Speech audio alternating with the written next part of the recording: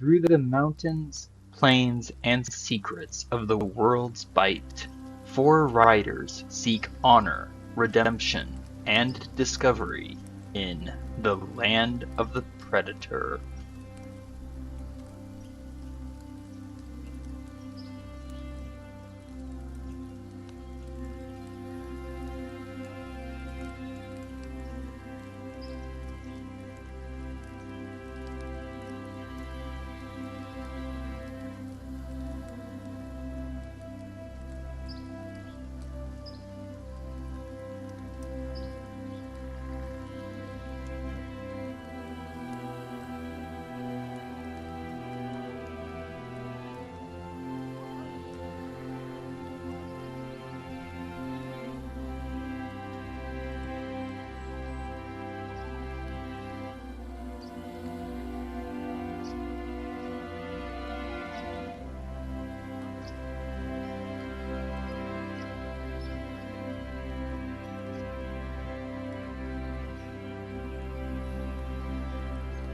Journal entry, second day of Teleth. Well, we found our deer skins, and a few unexpected surprises as well. A giant saber-toothed tiger, and some type of winged lion predator determined to slay our horses proved to be just part of the unexpected peril that these mountains offer. Still, we persevered, and were able to put an end to a band of exiled raiders. More of those cursed weed-like creatures before we found the Turon tribe. Having shared our warnings, we traded furs and meat for some winter clothes, and dined with friends. Now we must carry on to the next camp, the Felon tribe, with our message. Marcus, son of Huroth. In the shifting sands of the desert, Crusovian war tribes fight an unending war centered on four hidden holy sites. But their home is in the mountain range known as the World's Bite, and formerly believed to be the farthest anyone could travel to the west. A nomadic people, the Crusovians are known to adopt others into their tribes, but born or adopted, all Crusovians must show themselves to be honorable and dedicated to their generations-long mission. Now let's get into it. Welcome back to the land of the Predator. It is early morning. Excuse me. It is now midday on the 34th day of winter, the 4th day of Teleth. Last time I said that it would take 2 days, but unfortunately I treated it as 1 day. My bad, we've accounted for it off screen, and that is why it is midday instead of early morning. Supplied with winter clothes by the Turon tribe of the Crusovian people, Tanner led the party further north to find and warn the Felon tribe of the spreading plague. Unfortunately, the tribe appears to have been slaughtered, the fires of combat finally dwindling down to embers. Snow drapes a quiet shroud over the dead, except where carrion birds and scavengers have disturbed the fallen. We were able to determine shortly after arrival that the only people so far that we've been able to examine were men, and they all seem to have been stricken with the plague. Whoever would like to can give me medicine checks. Are we in the Felon tribe? We are. We have found the Felon tribe. Thank you. I assume that was Roscoe. Oh, I thought these people were all dead. They are dead. Oh, okay. I'm not sure what you're confused by. The way you just read it, I thought some of them were still alive, but I misunderstood. Everyone except us are dead. So far, all we have found are men. Nice roll, Marcus. My goodness. Throk, did you have something you wanted to say? Or Roscoe? Oh.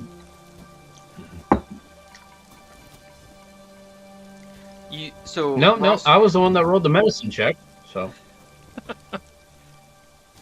Roscoe, you and Marcus begin to dismount, I presume, and start examining the bodies. Roscoe, what are you examining for? If you have any idea. That's a really good. I was probably going to examine the bodies to see if there's any infections or if there's any other or anything that's noticeable on their bodies. Certainly. Roscoe, you're able to determine from the stiffness and the discoloration and various other signs, the men that you examine they were slain about 4 days ago. And every body that you examined seems to indicate about the same, about 4 days ago.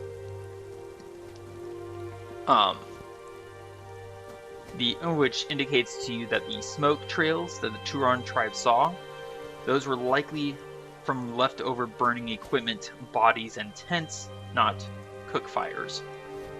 The people that you have examined were all sick with some fungal type of infection. Some of them actually do have what appears to be fleshy mushrooms growing inside their throats and mouths. Some of them have fungal growth sprouting from the various wounds and cuts inflicted into their bodies. Some of them seem to have been mutating from within with massive growths of some kind, though without cutting into the bodies to look, it's hard to say exactly what would be causing the deformation. Marcus, with your check, I'm sorry? Marcus? Go ahead. Oh. I was going to ask... I'll ask my thing in a minute. Okay. I was going to ask what exactly you would like to examine. If you don't have anything specific, I do have some information to share.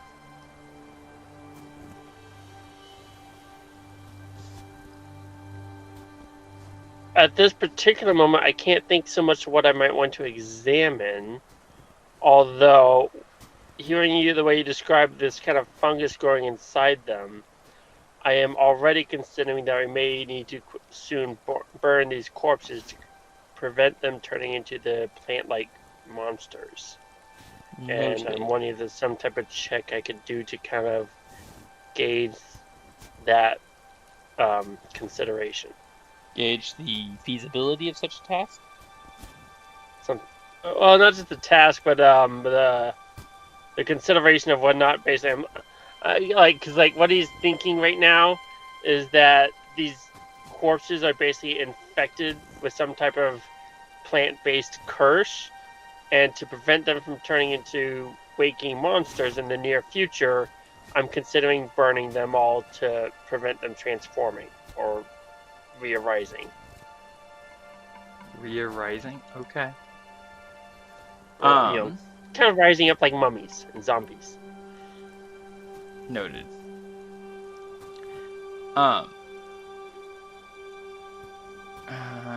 Sorry, I just ran into a small problem. It's not a big deal. It just takes me a moment to fix it. So one thing I will point out is we are standing in a field of dead bodies. Hard to say because of the snow covering the various piles of corpses and strewn about body parts, but it's not unreasonable to expect it to be around perhaps 1,000 people.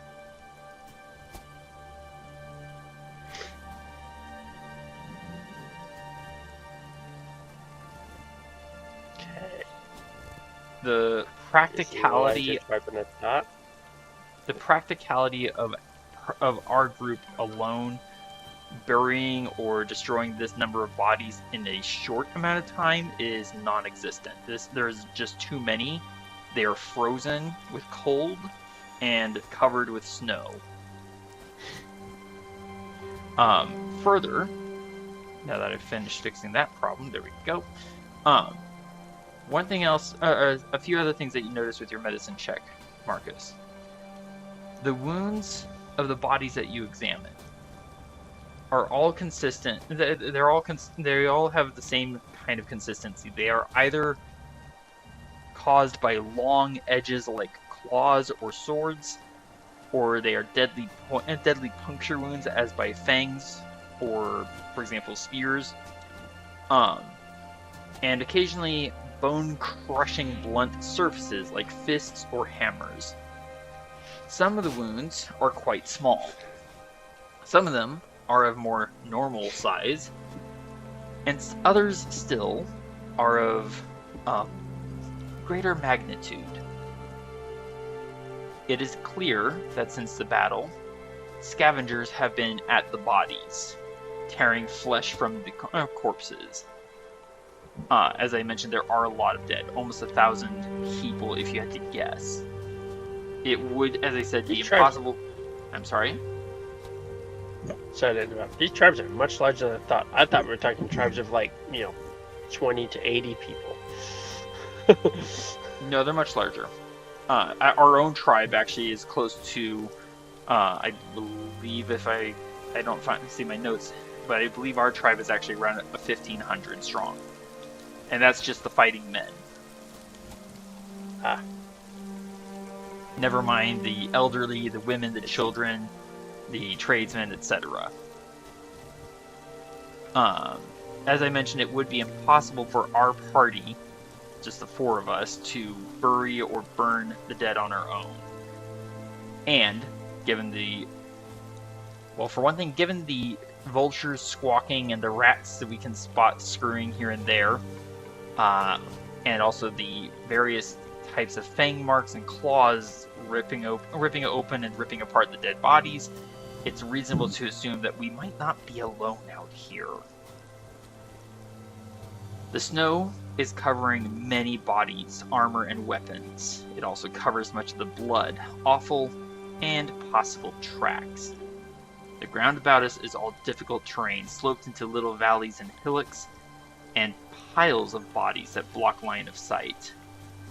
In order to even start to try to find tracks, the snow must first be moved aside.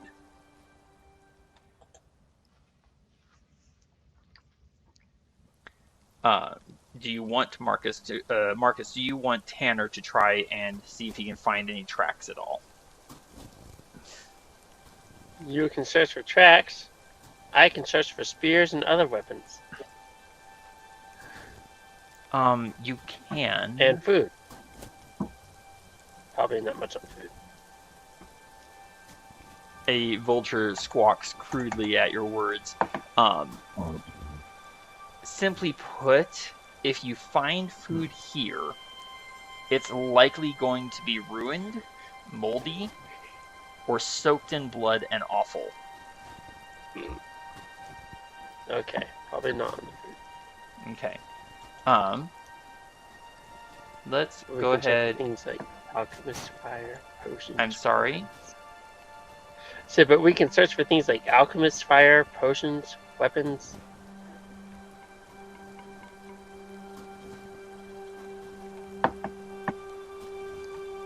That's the wrong screen. I want this screen. There we go.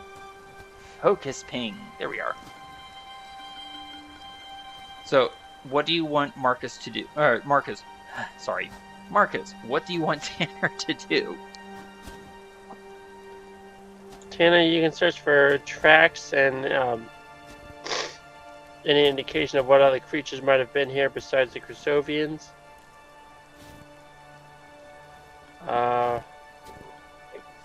You turn to start saying all this to Tanner, and you just see Tanner standing there with his shield on his arm, and a blood-red feathered bird sitting on Tanner's shoulder.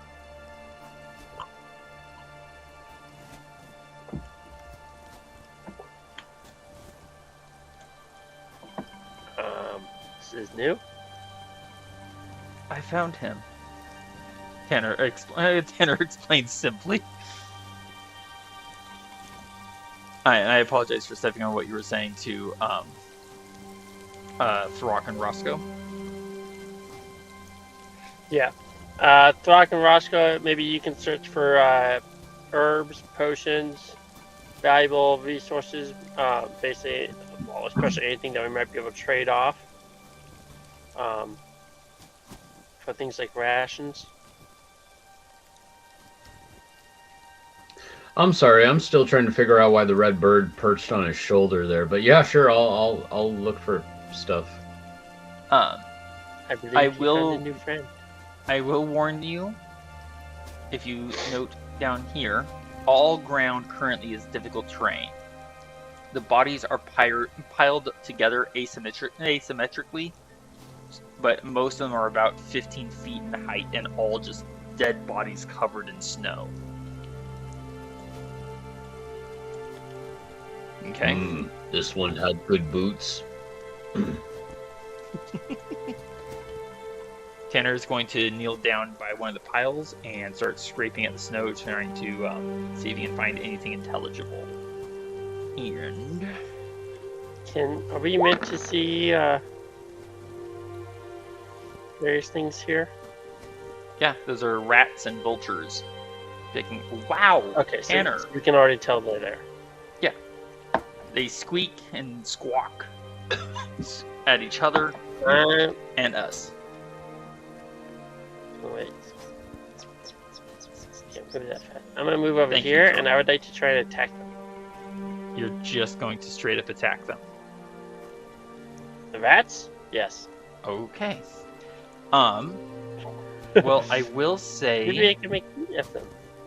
I'm sorry. I can make rats too. Potentially. Before you do so, since you did see Tanner kneeling down and scraping at the snow, do you want to wait until you hear what Tanner finds, if anything, or do you want to simply act? I guess I can wait if my attack is going to start initiative. Well, I yes, guess. if you I go don't to know. attack, then it's automatic roll for initiative. That's why I'm asking. Well, I wanted to I'll check some let- things out first too. Yeah. So Yeah, you guys go first. Okay. Sorry, I didn't realize I was going to start the whole combat. I was just like, oh, I thought these are, just little nuisances that I'd clear out while we're kind of figuring out what's going on. But yeah, you guys go first. Well, Tanner was scraping something on the ground. I'm kind of curious as to what he found. Okay. Yes. All right, so Tanner got a 22 survival check, which, geez, I set this DC high and still. All right. Tanner scrapes a goodly portion of snow off the ground, examines it for a moment, scrapes more snow, scrapes more. Basically, he scrapes a pile of snow off of.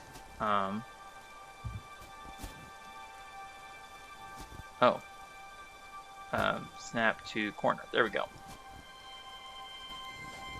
Basically, he clears this entire area of snow, and he digs down until he finds solid ground. There are a lot of different prints in the area, and they are mostly intermingled and confused, as one expects in combat. The snow seems to have preserved some of the prints thanks to the cold ground. And I'm not able to make out much, but I can see that at least several children and adult humans, perhaps of more slight builds, were pulled and led through these areas. I'm not sure by what, but a great host. About 4 days ago, if I am correct, and they departed into the east. That way. You said with the women and children? I apologize, Marcus, but I am making quite a few guesses and assumptions. I have yet to see many. I have seen a few pieces of women and children scattered hereabouts, but there's just not as many as I would have expected to be here as part of the Felen tribe. I would assume on that whoever came and attacked, they did take the women and children, yes.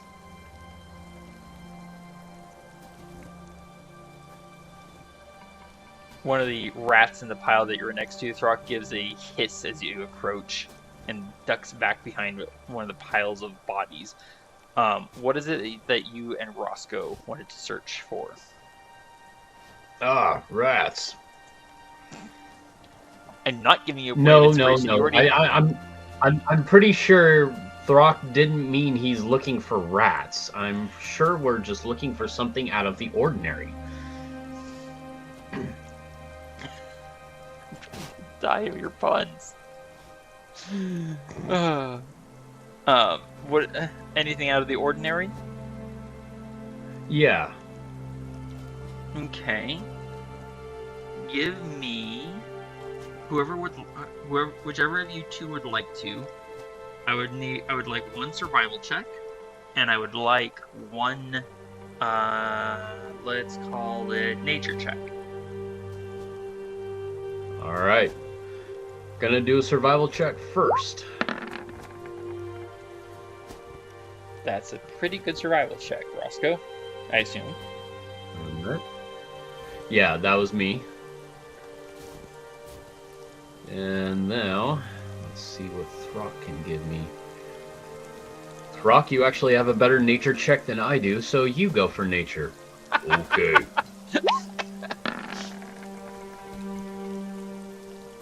Oh no! It's pretty cold out here.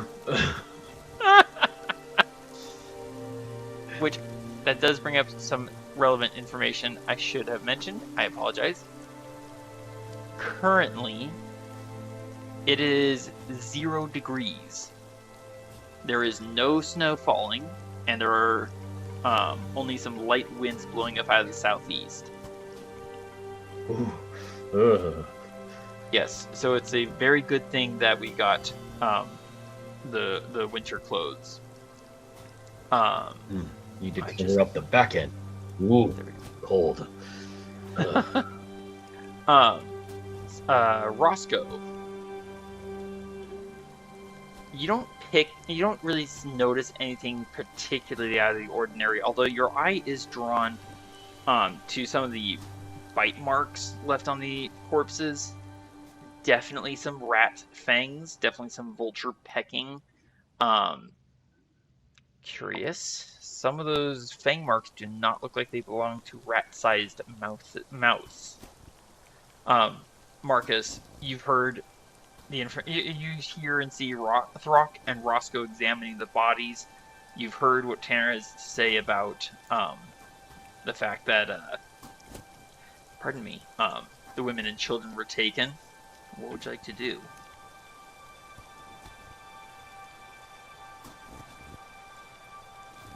Marcus? Sorry. Okay. For some reason I thought you were still talking to Roscoe. I'm not processing names correctly. If it helps, I wondered for a second. If it helps, I thought for a second that I might have mentioned my own name instead of Marcus's. So, there you go. Yeah. I guess for starters, since I guess we're not quite starting combat yet, I'll search for just kind of useful tools, resources, potions, herbs, those kinds of things. Okay. Give me an investigation check.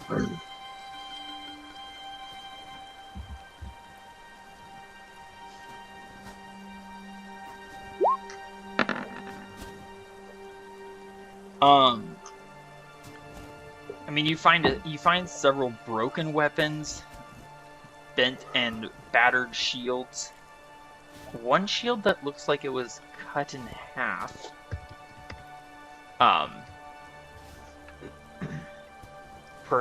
Perhaps also the person who had been holding it.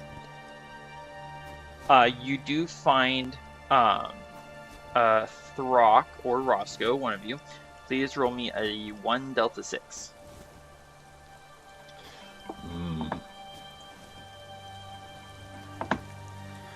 Wow, I'm really getting sick. This is the third time a random window has popped up on my screen, and I've tried just completely getting rid of it. I have no idea why it keeps doing this. Apparently Roscoe is experiencing pop-up ads. Sorry. Means user. Yeah. Whatever this is, I just want it gone. Okay. There we go. Here's a D6 for you. Not bad. Marcus, there is a leather pouch that does look to be holding something inside of it.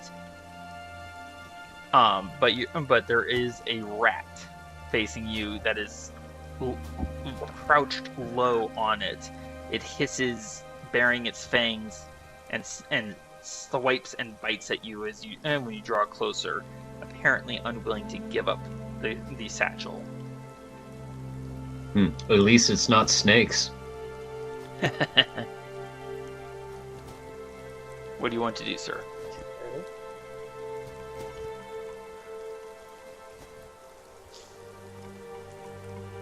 Well, I will dissuade him otherwise. Okay. How so? Okay, That's how. hold up. You're attacking a rat with a glaive. I had it out. Overkill. That's one way to put it. So, to be clear, because you as you stated, you had your glaive out. That means you do not have your shield, correct? Correct. Okay. I just looked at your character sheet. I have no idea what you've done with it. What do you mean? What is all this? Never mind. I will ask you later. It's irrelevant. It's not relevant. Irrelevant. Do you mean the All spirit right. in the glaive thing? I will ask you about it later. So, before we resolve the attack, and/or hit, and/or damage, let's roll for initiative. As I briefly Oh lose the mouse. gosh. There we go. Really? Yep. Okay. What's that? Oh, Marcus. Well, it's so close to a 17 too. Don't forget to roll for your horses as well. What the? Horse rolled much better than him. I mean, your horse is also sneakier than you are. Whoa! That was a good roll, Throk. Is that Throx? Oh my goodness. Alright, did everyone roll? There we go, Warhorse. I assume no. I'm rolling for Crow right now. Dang! Whoa! Jeez! My horse Nice. did better than all of us. Okay, checking something. Ow. You need more work, Roscoe.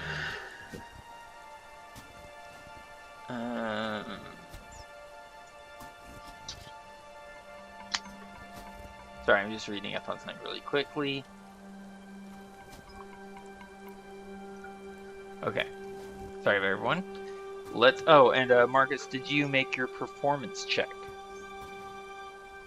I did not. Please do so, if you will.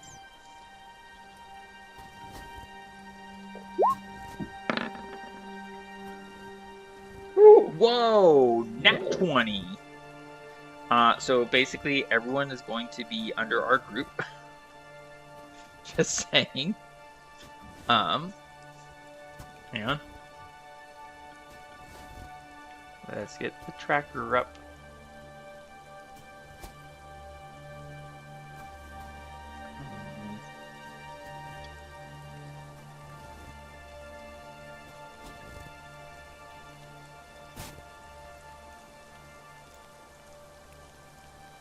Where is our group? Probably all the way at the bottom.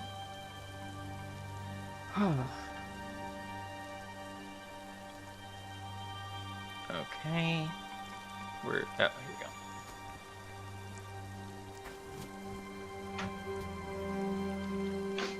we go. Whoever you are, stop dying. Yeah. tickle in my nose.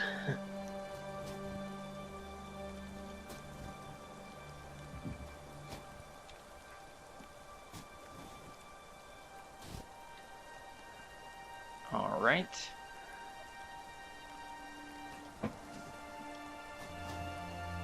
And then... How many vultures are there? A flock? I'm not telling.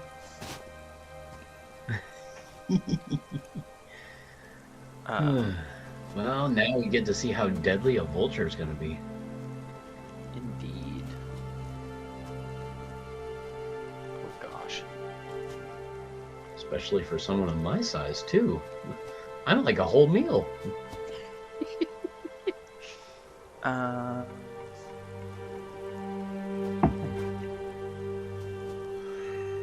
Darn it, work with me here. I am just a foot taller than a chicken.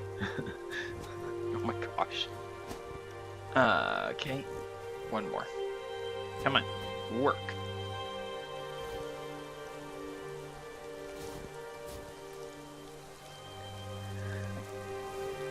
Okay.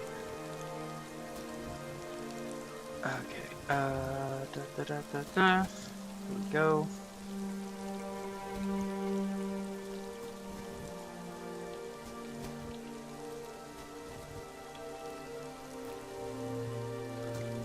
There we go. And then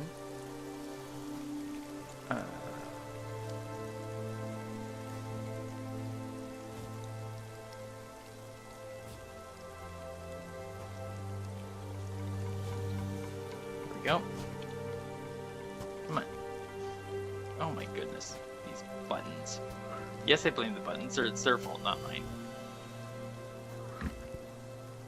Blame the buttons! Whew, I shall always blame the buttons, because I am clearly not to blame. There are a lot more. Sorry? A lot more birds and rats than I thought. Are you sure? At least there's more than I thought, yes. Fair enough. Okay, let's sort this and see how I did. Da-da. Oops. Forgot something. Where'd it go? There it is. Kind of curious if I get one free swing on my chosen rat since I swung before initiative. I said before we resolve. There we go. Alright, let's move this out of the way. Alright, so we're going to resolve. I'm sorry? I was agreeing with you. Alrighty then. Gotcha. Where'd Let it us- go? There it is. Alright, so in frustration and annoyance, because this thing is nipping at your fingers, Marcus, I assume, you stand up as this thing hisses up at you through its yellow fangs and beady red eyes. You take up your glaive in both hands, and you smash the rat into pieces. As you deal it 6 points of damage, and it is, well, killed. Hey, look! Get her! Named. I got you some Cute. rations, Roscoe! Yeah, and split pea soup. So now we will proceed in initiative order. Longstep tosses his head up and whinnies, but remains close by. Crow is going to bump up against Throk, clearly agitated. Tanner, seeing the birds and the rats, he is going to... Why not? Bonus action, cast a spell. Real quick, I'm before listening. you cast spell, did Marcus's mount make it in there? Marcus's as yet unnamed horse. Did you roll for the horse's initiative? I did roll for it. It got a 19. I thought Longstep got a 19. They both did. Well, Longstep got a 19, Crow got a 19. Hang on, let me check. There displays. There's Tanner's roll, Marcus's long step, Marcus's horse. Yeah, all three of our horses got 19. Wow. Did you That's remember? funny. I don't. Did you remember to click on your horse's token? I did. I think I did. Womp womp womp. I don't expect it to do anything. I was just noticing it didn't seem to be on the list of initiative order. That's because it's not on the list because you didn't click it. All right, so to quickly finish this, your unnamed horse is going to butt up against you, essentially. All right, so Tanner, bonus action, cast a spell. His hand is still empty. Concentrating. Tanner is going to climb back up onto Long Step's back, with the red bird still on his shoulder. Tanner is going to use an interaction to pull out a dagger, and his action to tell, to say, Crim, kill. And Crim, so Tanner says this as he points at one of the nearby vultures. Crim bursts into flight and is going to attack.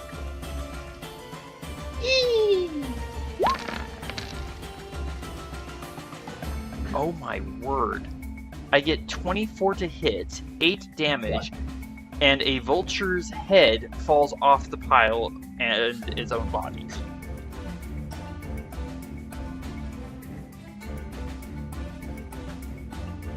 So that bird's dead. Crim only used 20 feet to fly and is going to remain there for the end of his turn. Throk, it is your turn.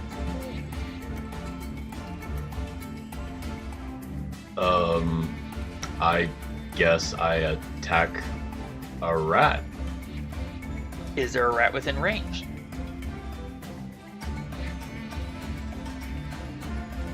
Right here. You'd have to get closer to it, or you can throw a weapon. Crunch, crunch, crunch. Ugh. Okay, so you're climbing up half-frozen lumps of broken bodies. I accept your attack, but I'm going to have you attack at disadvantage. Oh. You could reckless attack to attack at normal. Rat's gonna attack at advantage. I don't think so. I'm just saying, you are allowed to. Oh yeah, reckless attack, of course. But I think I kill Rat in one hit. Probably. Honestly, you could probably just Well, stomp did on not the thing. slip on a body or two. Honestly, you could probably just stomp on the thing and kill it. What do you want to do, Throk? I'm making sure rage is not clicked, so that way I'm perfect. not raging. Thank you very much. Pardon. Okay, reckless attack. Hopefully. You attack at normal. A 9 is a glancing blow. On a rat? It tries to dodge, and you clip it instead of actually hitting it full on, dealing it half damage following our house rule, and you kill it. A kill with a glancing glow. Throk, I think you mean a glancing blow, not a brancing throw. Right. Anything else for Nice. you, Throk? Inspiration. He already has one. Roscoe doesn't. Alright, Roscoe gets a point of inspiration. Ow. Alright, in that case, unless you want to rage, Throk, do you want to rage? Against rats? No thanks. Rats and vultures. Noted. Marcus, it is now your turn. You can see a rat on the pile up there, it does look like it's getting ready to jump at you. We'll see. It is within range of your glaive.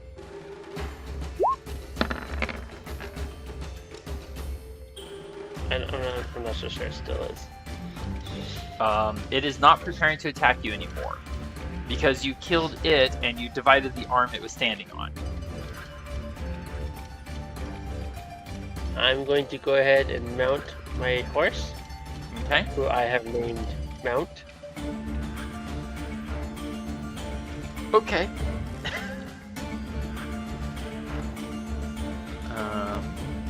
Let's see. There you go. Mount. Mount is now being ridden. At least for the time being. We'll see if this works. Okay. And then I'll move up closer to here. And I'll finish my grim work on this rat. Finish your what? Finish my work. Oh, gotcha. Finish the other rat. Right. Your polearm master attack. Bonus action swing. Woohoo! I was gonna laugh so hard if you missed, but a dirty 20 is going to hit. You pulverize the head and skull of the rat, dealing it 6 damage. Simply put, it is quite dead. Alright! We've got some nuisances. Keep your eyes open. Somehow I doubt this is the only problem we're going to have today. Roscoe. You're staring at the... I'm sorry, what, Marcus? Real quick before we finish that, and that's speed 90. Yes, but do remember 30. we are in difficult terrain. Yes, so I have basically another... I've basically moved 30, at least 60. I have another 30 feet to work with.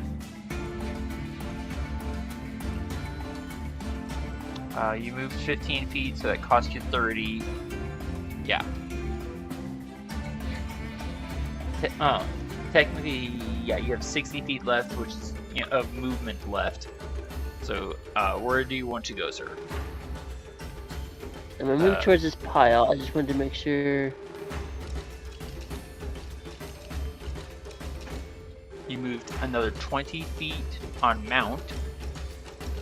There we Okay, go. so that's total of 25, which costs you 50. You have 10 feet of movement left. I'll stop here. Okay. Roscoe, as chaos in very small scale breaks out around you and your companions start battering these vultures and rats, you're still staring at the teeth marks in the bodies. There's something tickling your memory. You just can't quite pull it out. Would you like to give me a history check?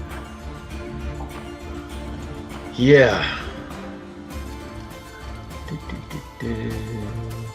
Here we go.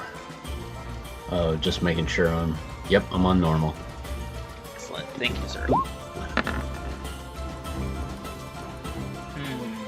Still not quite coming out of your head.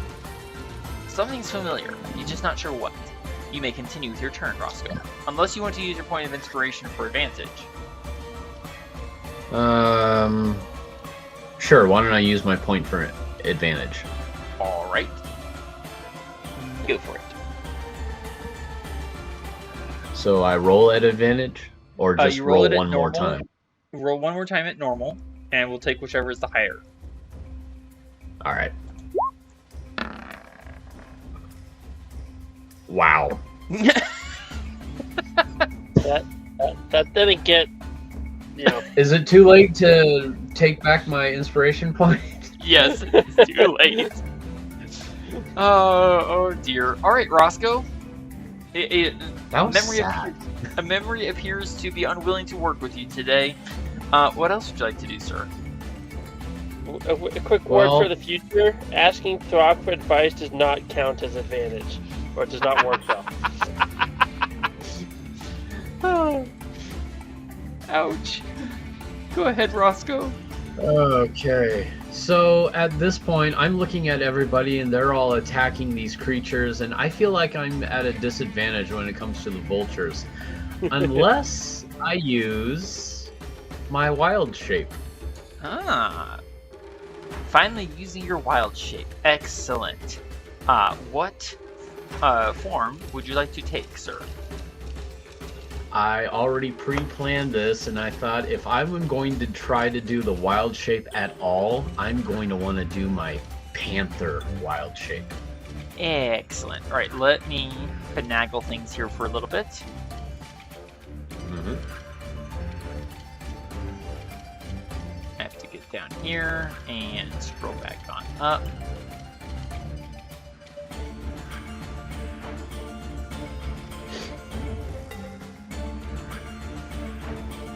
There we go. Ooh. And then I'm going to move you here and do this. There we go. Alright, so you are now a panther. You can open up your panther Cool. form. It should present itself to you as a NPC character sheet, kind of like your warhorse. Now, do keep in mind, wild shaping does take your action, so you're not able to attack on this turn. You can, however... Oh, I move. figured. Indeed.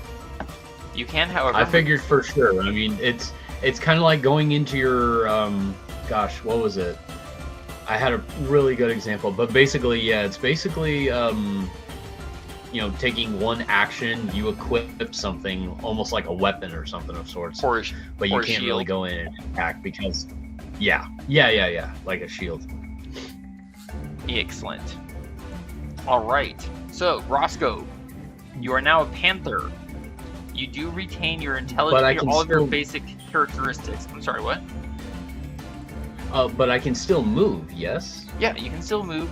You know all of us. Okay. You retain your personality and your intelligence and wisdom and charisma. So you know who we are. You are acting otherwise on animal instinct. Okay. Looking up a couple of things here. It says, for pouncing, if a panther moves at least 20 feet straight towards a creature and then hits it with a claw attack on the same turn, that target must succeed a DC of 12 strength saving throw or be knocked prone. So yes. Basically, how do I do that with pouncing? So that will take. So you'll need to use that with your action. Okay, because you have to use your action to make a claw attack. So basically, you have to move. Okay. You have to move in a straight line, a minimum of 20 feet towards a creature, and roll. And then, if you hit with a claw attack, it has to make a saving throw or be knocked prone. And if you knock it prone, so you get to make a bonus action bite attack. Okay, cool. Just wanted to ask you on that one because I was reading it and going, oh, wait a second, I don't get that. But you explained it perfectly. So, yay me! Only 20 feet in a straight line. Okay, so I'm going to at least go, let's see, it's still difficult terrain. So Yes. Let's see, I can, and I have 50 feet of movement speed? Wow, that's cool. And a climbing speed of 40 feet. So while Throk is struggling to walk up the incline of the pile of bodies, you would basically be able to just, well, feline movement just right on up. Cool, I like that. I thought you might. Alright, so what would you like to do, sir? Just do 10, 20, 30, 40, 50. Okay, that sets me up for that vulture that's on that pile over there. Very nice. I'm just checking something real quick. Don't die. Okay. I just didn't want to cough loudly. Oh, fair enough.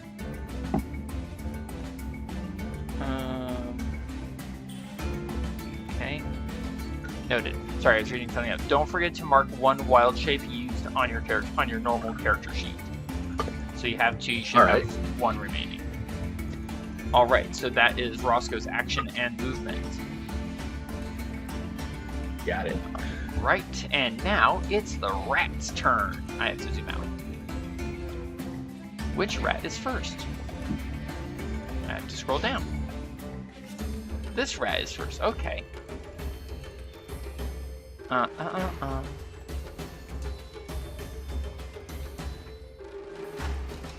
And 20. And 20. It uses its action to dash. No. What's going on? Oh, it ended up taking my wild shape from 2 all the way down to negative 20. Oh dear. Alright, Sir Marcus. A rat comes scurrying out of that pile. It looks rather fat, and it's going to make a bite attack against your horse, right at the ankle. Is it entering my my reach of my glade? I would say yes. It does miss on attacking your horse, I'm pretty sure. And yes, you can use your reaction. Opportunity attack. Yes. I'm not sure. Did everything suddenly get quieter? Not sure. Alright. Put on mute because I just wanted it to not be so loudly noisy. No, not you. I was Oh, wait. I was more referring to my headset. Alright, what's your question, Marcus? Maybe you put on silent mode. Oh, I think I was thinking of something that does not yet apply. Okay. That's not confusing at all. Alright, so that is your reaction from your Polearm Master. You get a 9 to attack, which is a glancing blow, but you do still hit for 4 damage, which becomes 2 points thanks to glancing blow. And you kill the rat that just tried to take a bite out of the ankle of Mount. That barely worked. 20, 10. A rat comes scurrying after Long Step. Alright, Throk. This rat is going to attack you at advantage because you used Reckless Attack. What? I don't think it's going to hit you. I could be wrong. I get a 15 to hit. Did you have your shield? I'm Did you at have your 17. shield? Okay, you had your shield on. Yes. Good thing you had that shield on, because otherwise that would have hit and that would have been really embarrassing. Alright, so that one missed. Alright, where's this? There it is. You know what? This rat is going to scurry up and it's going to attempt to jump up at Prim. What's the strength score? Oh. It's probably not actually going to reach as I look at its strength score. Gosh. Da da da da. Jumping. Nope. And here we go.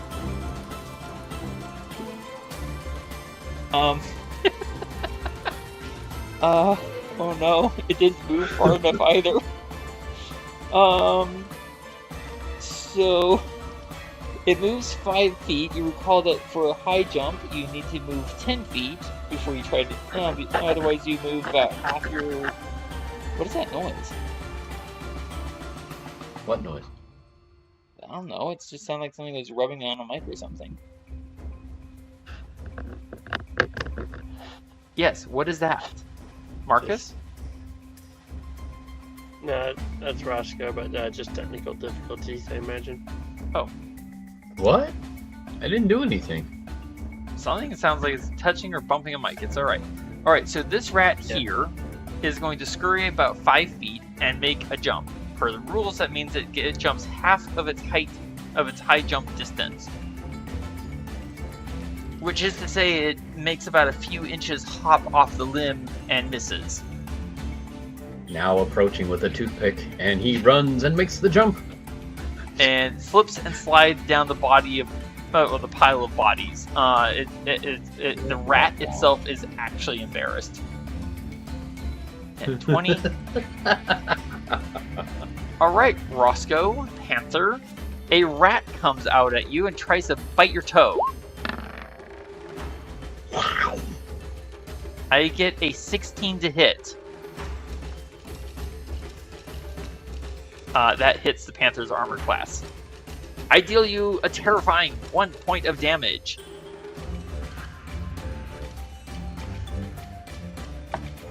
So you, that for you, Roscoe, that's your green circle, in case you weren't aware. Come on. Trying to click on it and it's not. Oh, I might have forgot. Hang on. There. You should be able to. You should be able to do it now. There we go. My bad. I forgot to make it so that you could edit it. There we go. All right. So that's it for the rats. It was a brave showing. A few of them attacked, and I think only one of them actually hit. It is now the vulture's turn.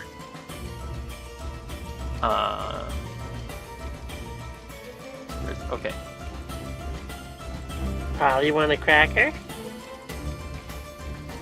This vulture is going to fly here and attack Tanner. I don't think that's Polly. It's not Polly, and it also does not land the attack.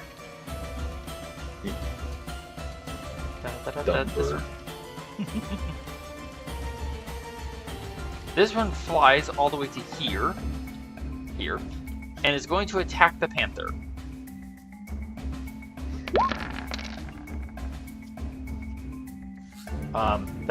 That's not gonna hit.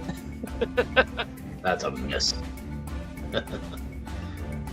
This one is going to dash. Throk, you notice that there is a vulture very hungrily intent on Crow. Vulture and Crow. Alright, Marcus, you used your reaction already. And this one is going to attack you, Marcus. I know, how dare it. I don't think it's gonna hit. Just saying. I laugh. Probably woke up on the wrong side of bed. Apparently. Where is this one? Let's try. Oh, there it is. Wait. Did I use the wrong one? I did. Oops.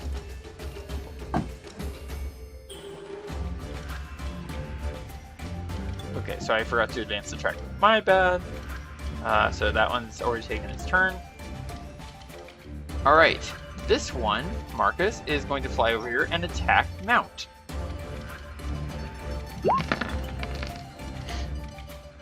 A 9 versus your horse. I think that misses. That is miss. Gasp. Throk. A vulture is going to fly right over your head and take a peck at you from above with advantage, thanks to reckless attack. I get 18, which is going to hit. Wait a second. Sorry? I didn't attack that vulture with reckless attack. It doesn't matter. If you use reckless attack, any creature that attacks you automatically has advantage until the start of your next turn. I thought it was only the creature that I attacked. Nope. Check your sheet. Reckless attack. There it is. Thank you. When you make your first attack on your turn, you can decide to attack recklessly. Doing so gives you advantage on melee weapon attack rolls using strength. But attack rolls, that means any and all attack rolls, against you have advantage until your next turn. It's not because it's not from your target, it's from anything that attacks you. Oh well. I thought you realized that. How much does he take off the top? He's going to clip about 4 hairs off the top of your head. Oh gosh, that was funny. For now. Yeah, for now. Where is it? Yeah, there it is. This one is going to move here and attack Roscoe, the Panther. Except, here's a surprise for you. It now gains advantage on attacks against Roscoe. Not because of reckless attack. Just so you're aware. I get a shocking 11 which misses. Sorry? No. Advantage only because it's flanking. Nope, not because it's flanking. And now No? this one gets advantage on attacking long step. Which that's gonna hit. Long step shrieks in pain as he takes 4 piercing damage. Final vulture over here. Cool.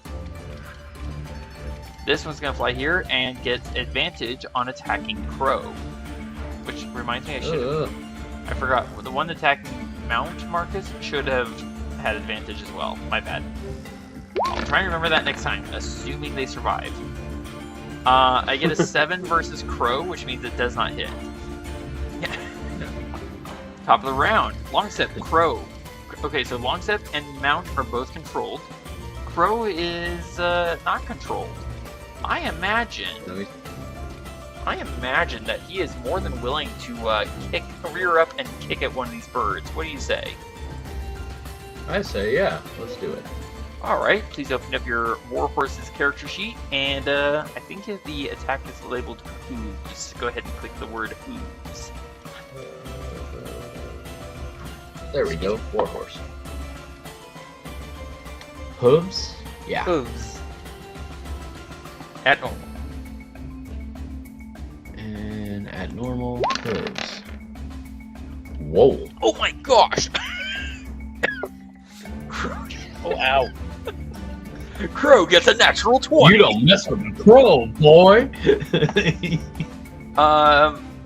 That is 12 points more than the bird had. What a hit!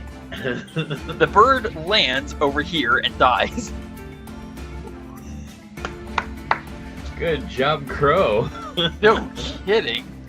Alright, Tanner is going to have... Checking.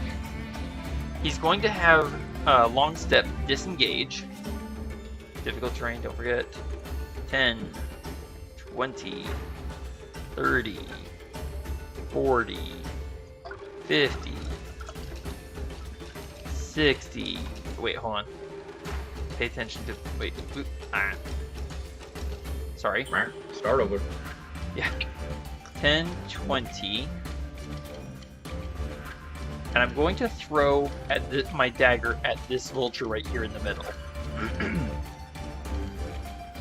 Oh, you poor sad bird. I'm very sorry to do this, but not entirely. Please hit dagger. 9. Checking. Is a glancing blow, which does mean it hits, which does mean that triggers my spell. Which I cast this fellow. Oh. Okay. Hail of Thorns. Okay. EC 13, so... hang on. I am going to say that the rat is out of range. It's scurrying, it's a tiny creature on the ground, whereas this bird was, say, 5-10 feet off the ground, so no saving throw for the rat. For the birds, they both fail. Who would like to roll me 1 Delta 10? I will. Thank you, Roscoe. 1 Delta 10, please. Oh, only 2 damage. Should have rolled better than that. That would have been nice. This bird dies. The one that attacked and hurt. Actually, no, that's not the one that attacked Crow. This one's simply going to take 2 points of damage. And then I'm going to call Krim, that one! And Krim, since nothing is within 5 feet, is going to fly and stab with the beak. Oh my word. It hits. It rips through the side and wing of the vulture, sending the bird tumbling to the ground in a mess of gore and feathers.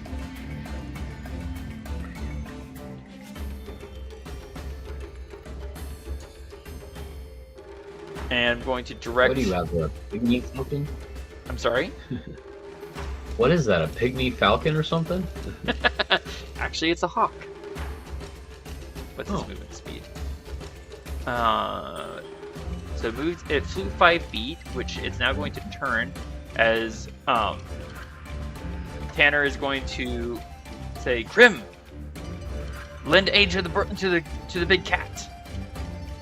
And by the way, now there is flanking happening on that vulture, Roscoe. So that was. Ooh. Let's see, how far did I move? That was 10 feet, which cost me 20, 30, 40, 50. Throk, it is now your turn. What would you've got a vulture and a rat, and and there's at least one vulture menacing Crow. What would you like to do? Take my axe and chop up vulture. Are you reckless attacking? Maybe.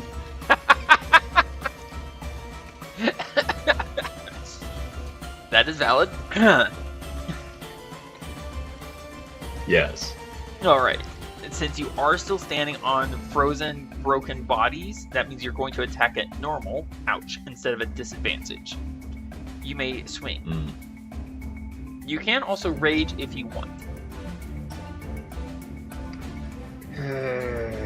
Wait till later. Fair enough. There is a bird menacing your head. It just tore 4 hairs out of your skull. Would you like to attempt to return the favor and take back your hairs? Yes. Go for it. Where's my mouse? There it is. Okay. That is a death on the bird. And feathers explode out in a giant, dark, gross cloud.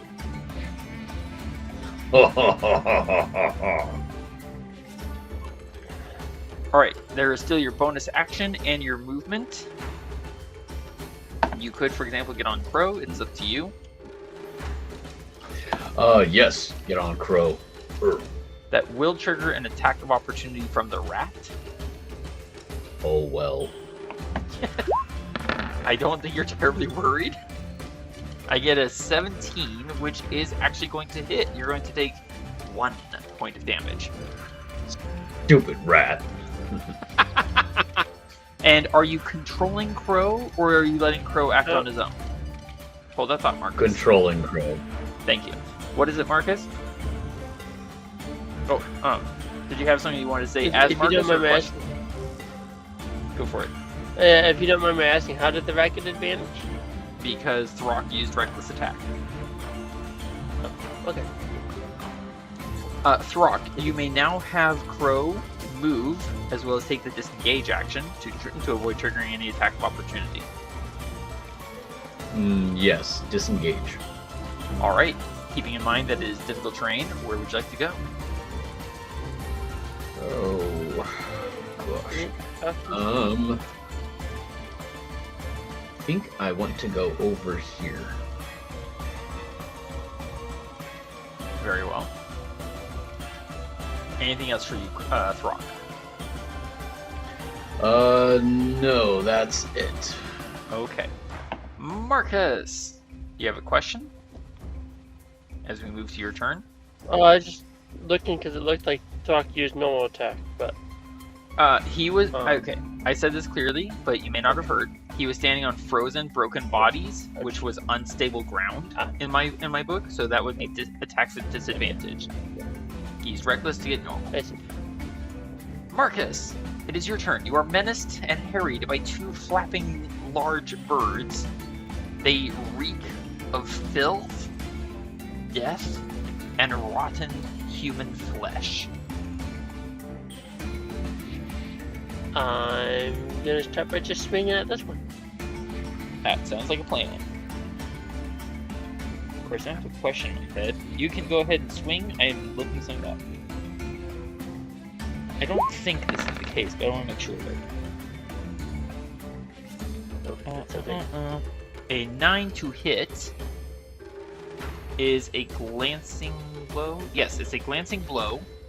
You're going to deal it 4 points of damage. Hang on. Yep, it is still alive. You do not stun it to death. Well, pumpernickel. You could, if you I'll go and wish, swing at this other one. you could, if you wish, layer on a Divine Smite to take the bird out. It is up to you. No. Okay. Pardon me. You may bonus action when ready. Well, that's a 15 to That's hit. You swing and only lightly tap that first vulture. You backswing and thrust the pommel of your glaive into the throat of the vulture behind you, and you hear a neck snap, and then a body hit the ground. Ho, ho, ho, ho, ho. Indeed. Would you like to have mount, disengage, and move?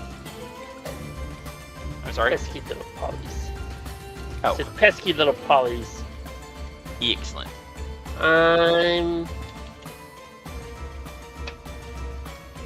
Yeah, we'll go with the dismount. I'm sorry, dismount? Sorry, disengage. Wrong word. Okay, that makes more sense. I was like, I'm sorry, what? Wrong word.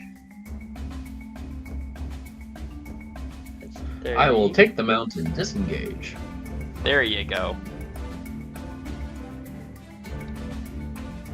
And I'll come riding down here trying to yell like, rally together! Rally together! Strength in numbers, friends! Awesome. Roscoe, give me a perception check. Add advantage. Actually, hold on. Don't do that. Let me check something.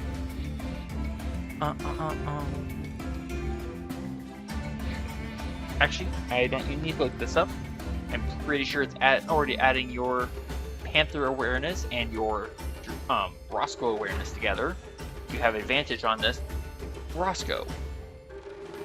A memory coalesces as you catch a scent, and you remember where you've seen those fang marks before. However, you are currently a panther and not able to communicate to anyone. But I will send this to you.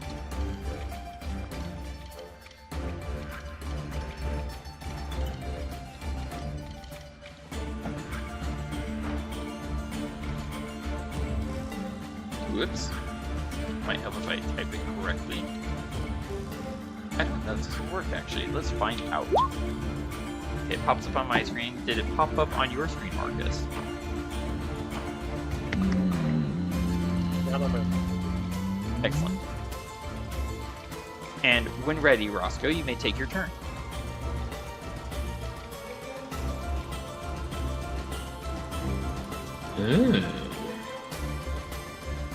Okay. Eeny, meeny, miny, mo. The panther is gonna take these vultures' toe. That's The one way to put it. followers, I don't care. I'm going to find a way to take it out of the air. That's me talking to my head. Roscoe can have a point of inspiration. Very nice. You would have to mark it on your actual character sheet, not the Panthers. I'm sorry, what was that, Marcus? Yeah. I was just saying very nice. Indeed. All right, so Roscoe Panther is gonna cack this vulture right here. I'm sorry, I heard you're gonna cack it? Like gack it? Yeah, no. Attack it. You have I meant- advantage on the attack.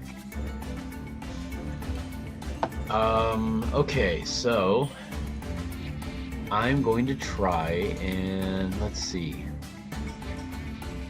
Should I bite or should I claw? Good choice. Bite is a 4 with 1d4 plus 2 slashing damage. Melee weapon attack. Reach is 5 feet, 1 target. Oh, okay. Yeah, no, I'm gonna claw at it. Sweet. Swing away. This is crazy. I've never done this before. A Ooh, 19 is going to hit for 3 slashing damage. Oh, well, that's still cool. Indeed. Bird almost takes... I'm sorry, Panther, Cat, almost takes Bird. Anything else for you, Roscoe, Panther? Well, since I'm surrounded by another vulture and a rat, I think I'm just gonna remain here. Fair enough. Hang on.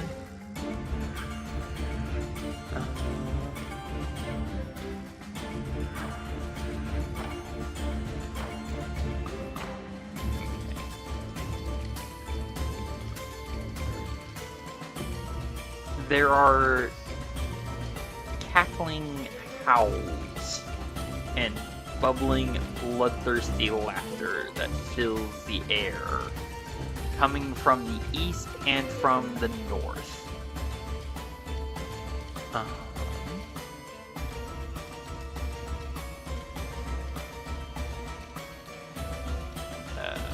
Yeah, I'm on the right one. And where are they? There they are. Okay. Continuing. It is the rat's turn. 10, 20, dash to here. Where is it? There it is. 10, 20, 40. Here.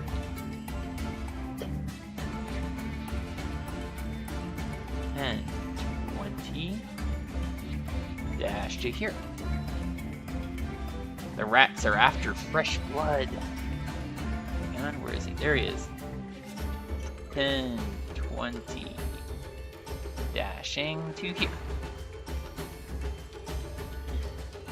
Alright, and the only one that actually gets to do anything is this guy right here.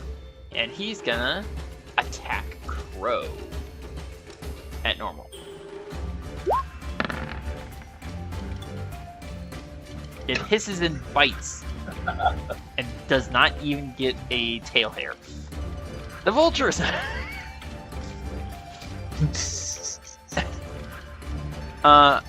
Marcus, roll me 1 Delta 4. And Roscoe, odds or evens?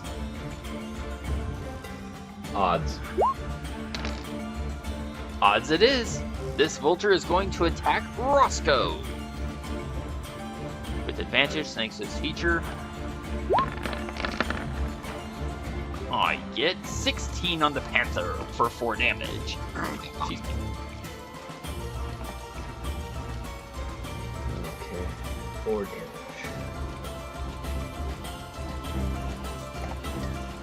Marcus! Something comes flapping up behind you. It triggers your alert body and your muscle memory and your warrior instincts to use your reaction, if you so choose.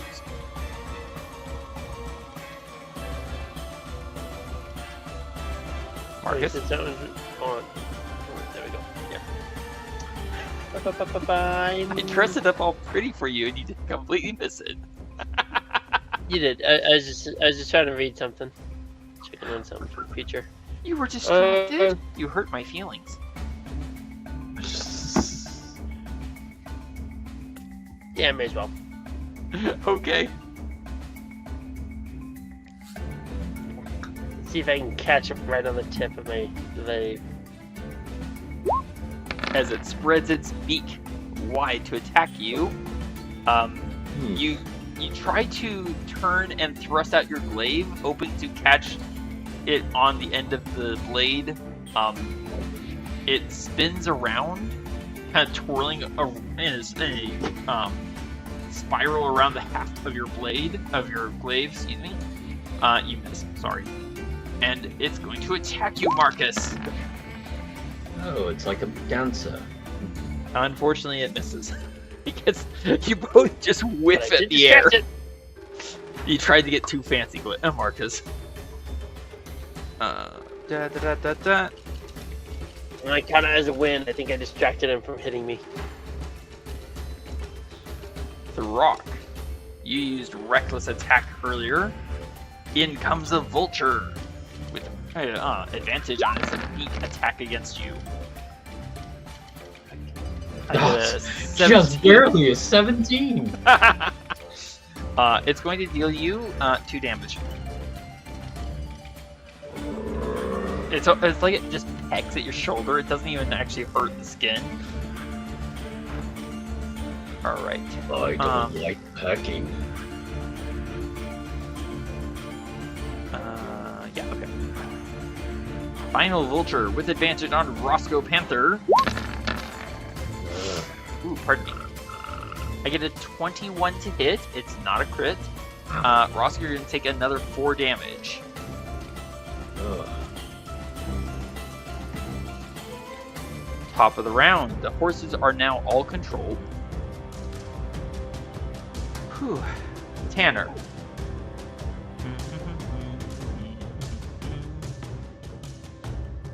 I'm going to have Longstep disengage.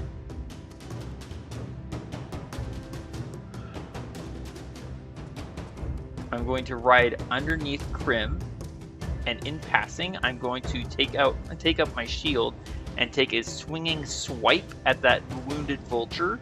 Thanks to flanking, I get advantage. Improvised weapon attack. A whopping 4 damage if I hit. And 11 is actually going to hit for 4 damage, and thus the vulture is dead. Didn't quite expect it to actually do that much that little damage and yet actually kill, but I will take it. I'm now going to use my bonus action to try and grapple the rat.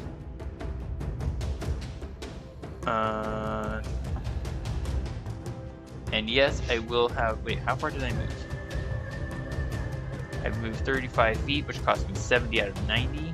And yes, I'm in range. So, I am not going to grant advantage on this. Athletics versus the rat, as I lean way over in my set. Wow.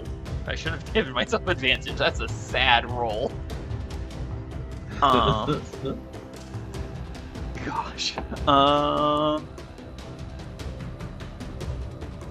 Yeah, it's gonna try and dodge.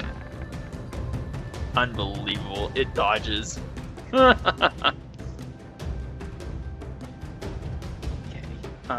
So that was that. 35, this cost me 70. 80 to here. Whoa, that looks weird.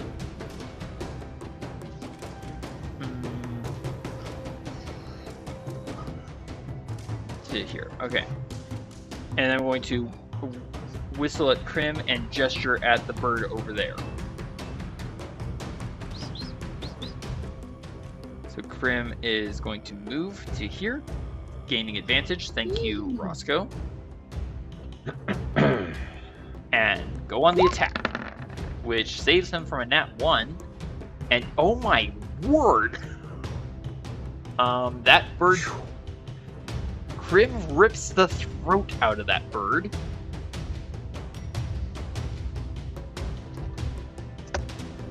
And it is dead. Thunk. And all of a sudden, Roscoe, you're suddenly confronted with, well, just rats. And you're a big cat. Meow. Throk, it is your turn. Stop pecking, you stupid birds. Oh dear.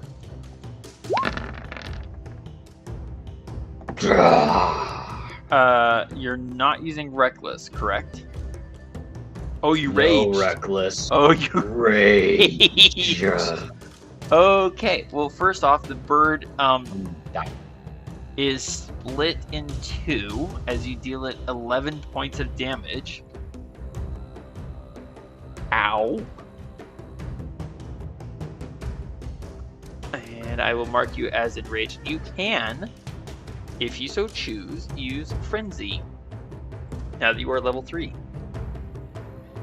Which is to say, you get a bonus action. Oh wait, no, I'm wrong. You cannot use it on this turn because you used your bonus action already to rage.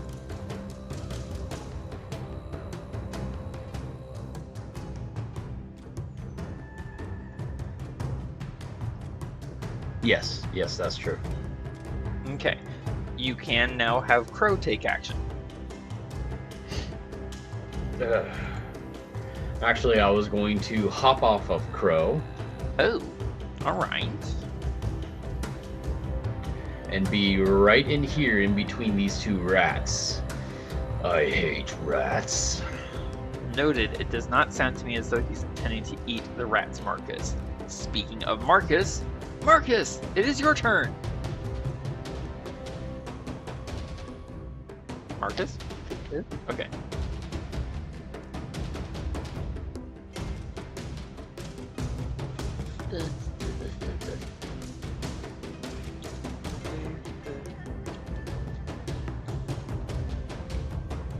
Nope, wrong feature.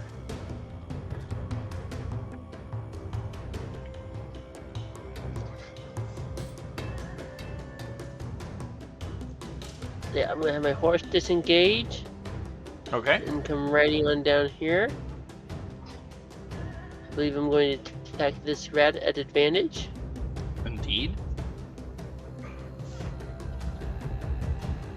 Using the distraction of handy dandy Throk Oh, over there. indeed. Correct.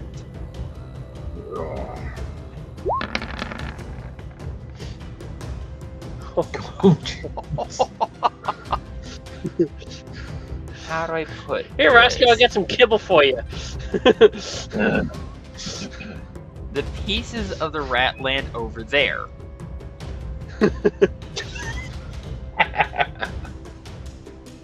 As you swing your glaive like a golf club. And, Polo. yeah, indeed. And yeah, like I said, the pieces of the rat are now over there. You do still have your bonus action, Marcus. And You've only moved 25, which let's costs you move. 50. a few feet over here, and I'll bonus action attack this one. Indeed, go for it. With my reach. Indeed.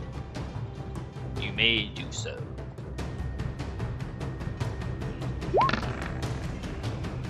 Oh my goodness. That rat is now part of the ground. Not the snow, the ground underneath the snow as you pile drive it. Oh dear. I will have to cut that out. Marcus, anything else? You moved to 50, then another 10. You have 30 feet remaining of movement. Which is to say 15. You can move 15 more feet. Excuse me. No. Yeah. I'm just gonna call out for everyone to stay together. If they can't surround us, then we have the advantage. All right. And that's it for movement for you then, Marcus? Yes. All right. Roscoe, there is a rat here, but there's also a bird flying over there. There's also a rat over here. What would you like to do?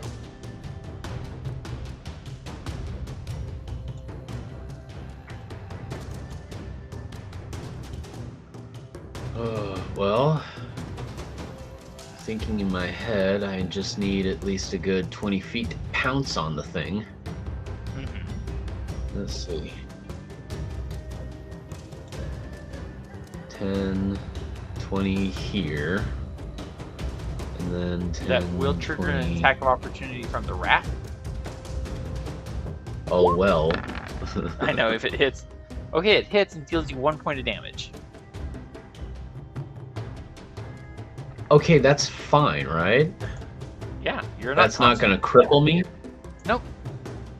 Okay. You're not what? concentrating. You're not concentrating. That was supposed to be 4. So 3 Sorry? is where I'm at. There you go. There. Now I want to pounce on this guy. Okay, you do have to move in 20. Let's see, how far have you moved so far? I moved 10 feet, 20 feet 10, 20, because yeah. of difficult terrain. Yep. 20, 30, 40, 50. Yeah, that's all of your. That would be all of your movement. You can go for that. Yeah. What was it? And let's see.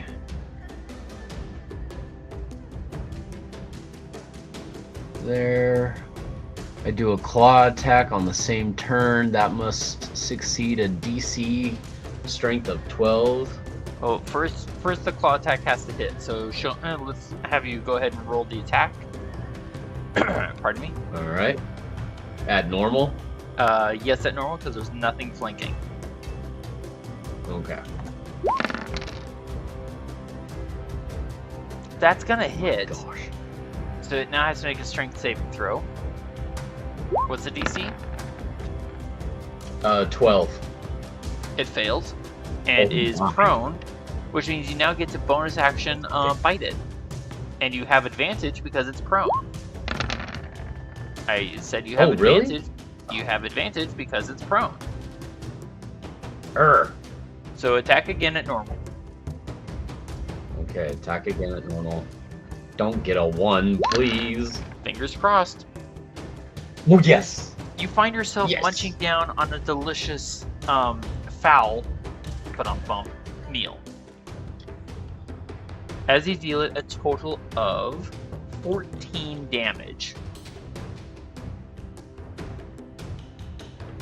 Wow, that was cool. Roscoe Panther, everyone. All right.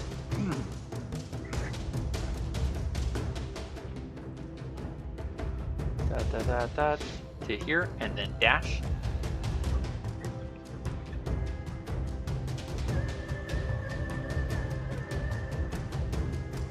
Actually, I wonder what that would look like if our special artist would make something like that. Roscoe No idea. Panther. To here, dashing. Where is it? There it is. That's not a hint or anything. Dashing.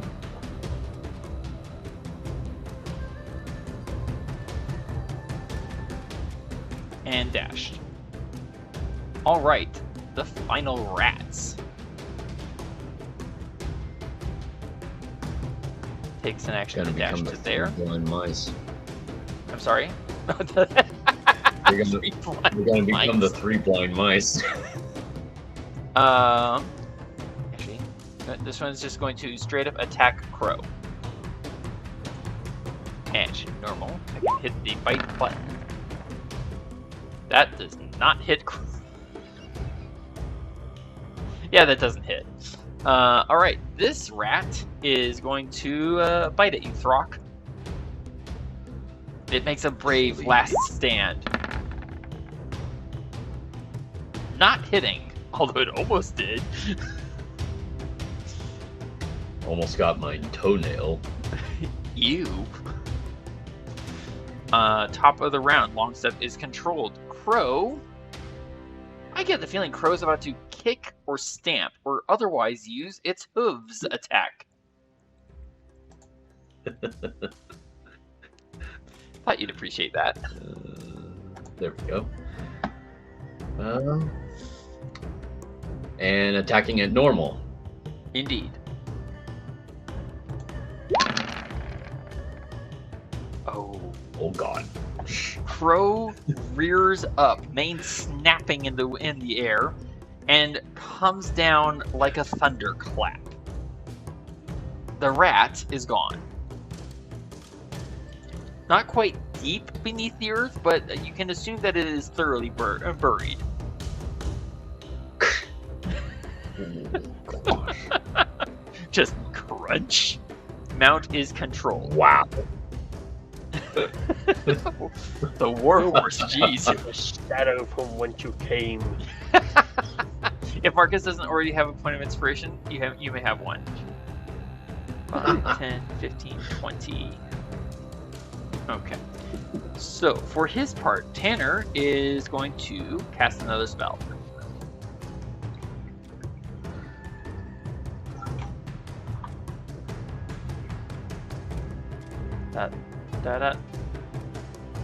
Interaction, pull out another one of his daggers, which I should have remembered to mark down a dagger gone. Actually, I forgot that I have javelins. You know what? Instead of a dagger, I'm going to use a javelin. Where are my daggers? Why don't I... Okay, apparently it was over there. Dagger gone, so I don't use that again. Right, javelin, range. 30 feet. Oh, no. I totally forgot I had javelins. Oh, that fellow's right there, but he's got cover because of his buddy. 5, 10, 20. Then get the buddy. I was just about to say that. Why don't you just hit the one in the front? I don't want to hit the one in Use the the front. buddy method. If I go for the one in the front, then it's only going to affect 2 targets. I'm going to have my horse take disengage action. I want to affect 3 targets. Yeah. Oh. Just remember, use the buddy system. They're going to regret using the buddy system if I hit. Alright. Javelin. Tanner takes out a javelin and throws. Hopefully this hits. Oh gosh. Yeah. Yeah, that's gonna hit. Pretty sure that hit. The gnoll. Let's see. Yeah, the gnoll sees the javelin coming, brings its shield up, and doesn't realize that the javelin was aimed lower. Alright, 3 dexterity saving throws. 1, 2, 3. Well, fail. 1 success. Marcus! The gnolls are no more. We'll find out. Marcus, roll me 1 Delta 10, please. Maximum damage! Oh my god. Alright, so that's going to be 10 points plus the javelin damage, so 16 to this fellow. Ouch. This guy takes 10. Ouch. And this guy takes 5. Because he succeeded. I moved 30, which cost me 60. I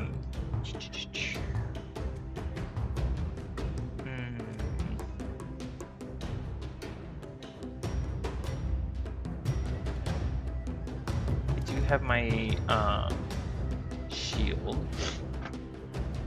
If I go here, that will put me. That would cost me 60. Okay, so sorry. I used 60 feet of movement, which means I only have 30 left, so I can only go 15 feet. I'm gonna go this way because I want to be able to use my lance shortly, and I'm pretty sure I just drew all 3 of these guys' attention. Throk. Oh, actually, before I go to your turn, Throk, I'm going to call to Krim and as a right away and point him at the rat menacing you. So Krim's going to fly over here, gaining advantage from flanking. Thank you, Throk. Go for it, Krim. Well, that means he does not get a nat 1. Instead, he gets a 21. Krim gets a reward, and the reward is the rat, as he eats the rat. Oh, ratatouille. Okay, so he only moved 15 feet out of 60. Alright, 15 out of 60, 45 feet remaining. And then Krim flies right over your head. I'm sorry, 60, 45 feet. No. My brain just went to slush. He has 60. Move 15. 45 feet. There we go. Okay. And after eating the rat, Grim flies away right over your head, Throk, giving a self-satisfied chirp. Throk, it is your turn. I mount on Crow. Crow is controlled, uncontrolled? Controlled. All right, and after you, sir.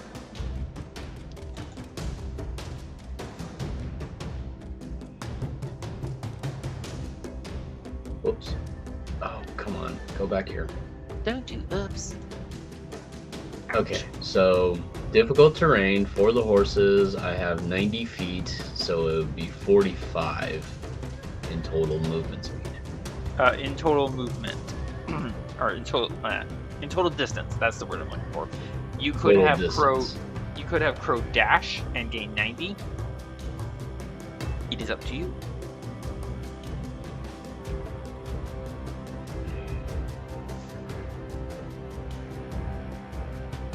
Basically come here Oh no.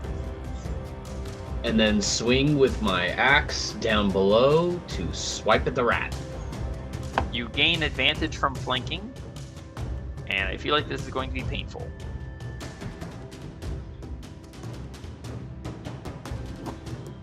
Just looking out for my little brother. Oh, big brother. Throk's brain starts to hurt. Don't think about it. Don't think about it. Don't think about it. Oh, hey, the rat died. As you don't really cut it so much as smash it flat. As you deal it 6 damage, and thusly death. All right, so you moved 35 feet, I believe, which cost you 70. That still leaves you 20 feet of movement left.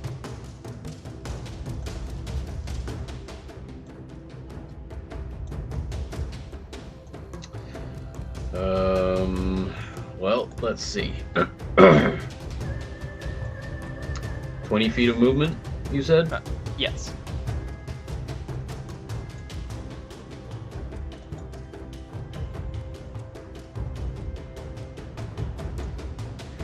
Right down here. And that ends my turn. So, to clarify, 20 feet of movement translates to 10 feet of distance because of difficult terrain. Oh, sorry. No worries. I know it's confusing. I get it. Then right there. Excellent. And still no frenzy for you. Okay. No Marcus! frenzy. You hear gnolls behind. You see gnolls ahead. The gnolls ahead are wounded. You're not sure of the condition behind. What would you like to do? Oh, I didn't realize there were gnolls over there. That sound. That way. That sound, ladies and gentlemen, was the sound of my hand meeting my forehead as I facepalm.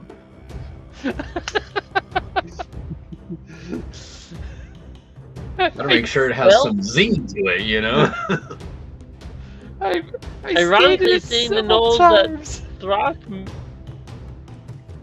Go ahead, Marcus. Sorry. Ironically, seeing the gnolls that Throk missed and not really seeing the gnolls that Throk saw, Marcus was intending to go this way. I hurt. And, Go take for a it, nice Mark. reaching swing at this gnoll over here. Please do. It sees you coming and it's going to try and brace itself behind its own shield. Let's see if it can avoid the hit. Shockingly, it avoids the hit entirely. The jouncing movement of mount just kind of threw your aim off there, Marcus. But you do have your bonus action. It seems. Sorry? Yeah. I said, so it seems. A 23, as it lowers its shield to laugh at you, catches it quite off guard as you smack it in the teeth for 7 damage with the butt end of the glaive. It is, however, not dead.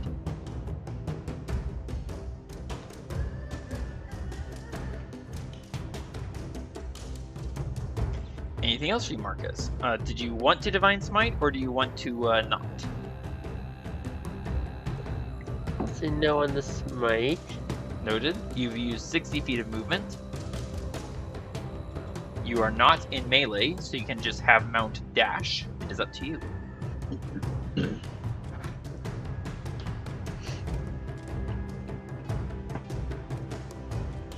I'll move here, interceding between Tanner and the Gnolls. So they have, and I will have my mount take the dodge action. Okay. Hilariously, that actually kind of gets in the way of what I was gonna do next. That's awesome. I was trying to provide you some like cover and protection. I appreciate it, but you do realize that I actually have currently a better armor class than you. Because I got my shield on. I'm sorry. Nothing. No, I do appreciate it, but I do also think it's highly hilarious. Roscoe, you are suddenly bereft of enemies about you. Although the battlefield seems to be growing much stinkier. What would you like to do, Roscoe? Well, I'm actually thinking of getting some distance between me and the gnolls since I'm down a little bit of health. Yes, you are down a little bit of health, but keep in mind that's unless the damage exceeds the 3 hit points you have left, it's actually not going to affect your regular Roscoe hit points over much. Right. Also keep in mind you are currently in the space of a horse. You cannot end your turn there. Oh, I'm sorry. No worries. I'm just letting you know. There's that. Right. And then that was my regular movement speed. Now I'm going to dash because I'm not planning on attacking anything. Fair enough. Gonna pull back and move somewhere else, eh? Yep. Also keep in mind you can end your wild shape early if you wish with I believe a bonus action. 50. There's that. Nice. And I'm going to remain here, hopefully not, showing any kind of sign that the gnolls, hey, look at that cat thing over there. So fair enough. I do have a question for you. Did you want to end your wild shape with your bonus action and therefore be able to return to casting spells, or do you want to stay in panther form? I wanted to stay in panther form for now. Okay. And maybe, depending on what the gnolls' next moves are, I might want to end my panther form and then possibly use a couple of spells. Okay. I believe the rats and vultures are all dead, actually. But I will wait until we finish this to find out. Alright, the first gnoll, Throk. Gets to here. 5, 10, 15. Alright. It is going to hurl a spear at you, sir. I don't think you reckless attack, so this is going to be at normal. I get an 18 and deal you 3 damage, which thanks to rage is reduced down to is it rounded down or is it rounded up? Rounded down.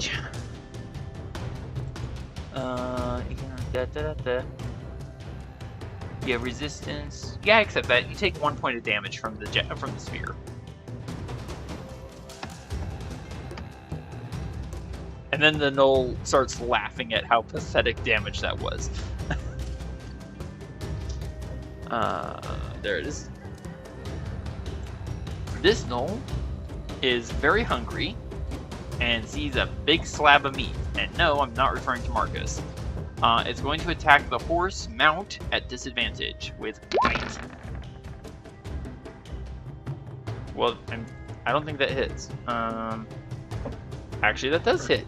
Mount, you take 6 points of damage. Roscoe / Throk. Noted away from keyboard, sir. Thank you. Where is this? There it is. All right, Marcus. Oh, Marcus, that would trigger an attack of opportunity from you with Polearm Master if you so wish. Marcus? I think I'm going to wait just a little bit because I'm waiting for, I think, easier prey. Such as perhaps this one. Yes. All right, I will move him back to here. All right, that is within your range. You may make your attack.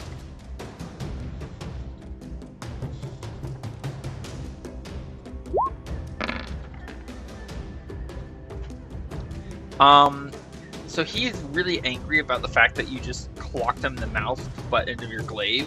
So he's coming at you full mouth open, ready to take a chunk out of your leg, when your glaive goes through his mouth and lops off the top half of his head. Oh, I'm sorry, it does not do that. Let's see if it does that. Let's see if it does that. It does precisely that. You lop off the top half of his head as he takes massive damage and dies. There we go. Nicely done, sir. Well done. How come? Yeah, well done. I think I missed the Snoll's turn somehow. Alright, well, he's gonna get here. And he is also going to hurl a spear at you, Throk. At normal. Goody. You get a 20. My goodness. You're only going to take 3 damage from that. Thanks to Rage. 22 hits for 7. Thanks to Rage, reduces that to 3. And the final Gnoll. Where is he? There he is.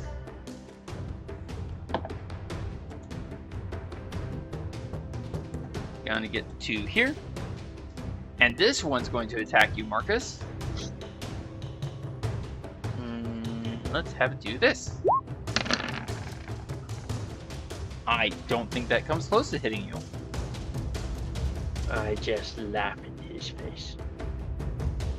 Marcus, as you laugh in its face, there's a curious ripple sensation. As of dark energies stirring. This is a battlefield of treachery and woe and misery and pain and sadness, loss, and death. And the sudden strife that we have brought to this area brings bad memories, not to life, but to unlife. Throk, one of the piles stirs, and a bony hand pulls an entire skeleton out of the muck, blood, and snow. I think maybe I should not have laughed.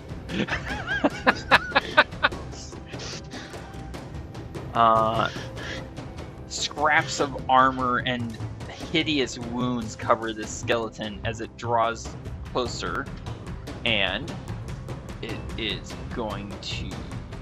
Yeah, that's it for its turn because it had to pull itself together.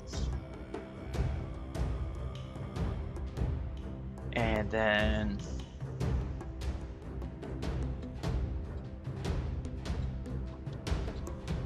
another one claws its way out of the muck and bones and flesh.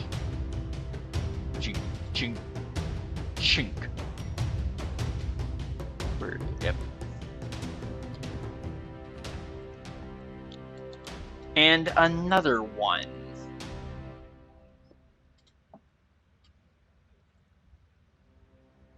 Roscoe, the hideous stink that has been surrounding you all this time coalesces into that of the undead as a rattling clank of broken armor and bent, twisted, and warped bones approaches you. Oh boy.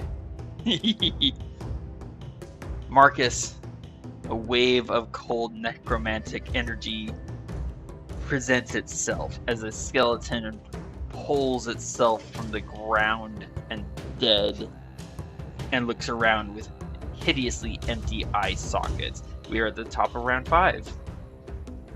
Longstep, Crow, and Mount are all controlled. Tanner! Seeing all this happening, He is going to interaction pull out his lance. Oh, he is no longer concentrating on his spell because it's already gone off. There we go. Pulls out his lance. Calls to Krim. That's 20. Rides to here, which costs 40 feet. That brings me in range of the lance. Actually, hold on. 40 feet.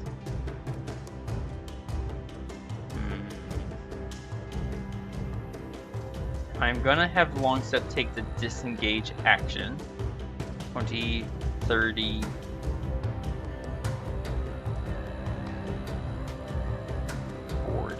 Yeah.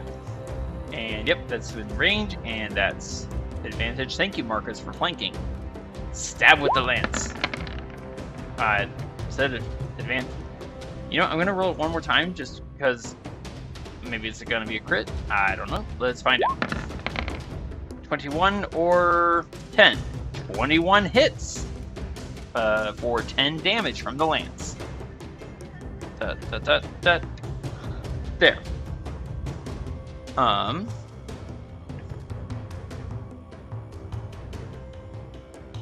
And an end turn here, or end movement here. Let's zoom in a little so I can see better. Cool.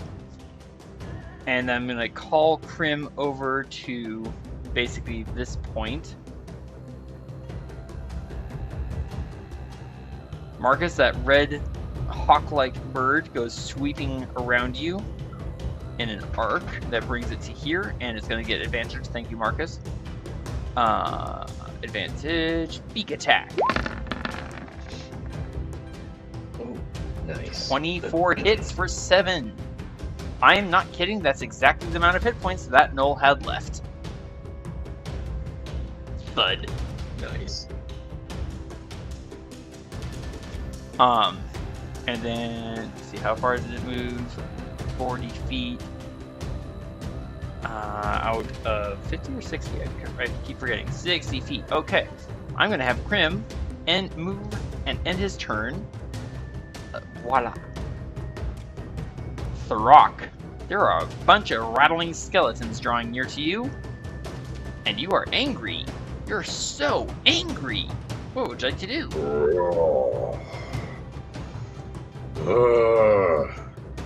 I approach this guy over here.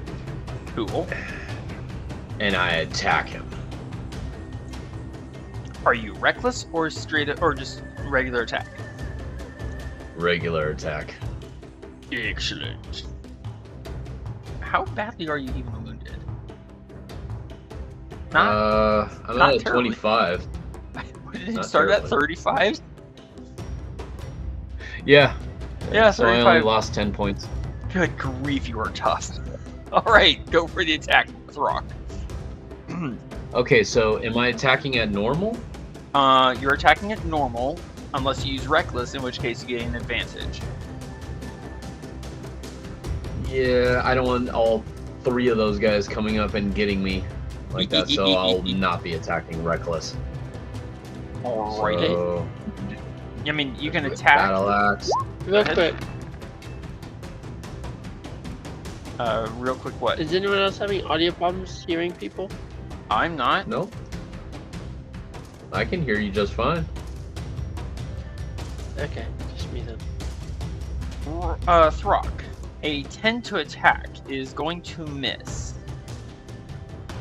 Nuts. but you do have Frenzy. A bonus Yes, action I to do. attack. Would you like to use it?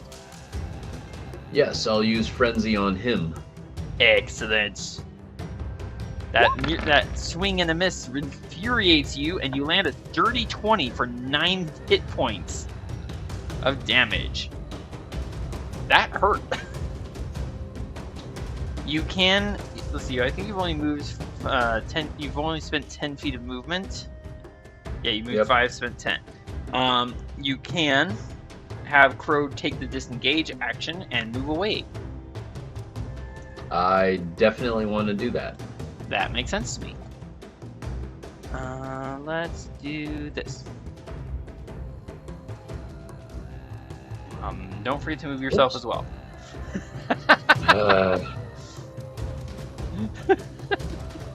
No worries.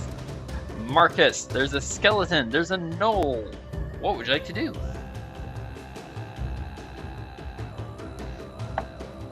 Am I yet flanking with Crim on the skeleton?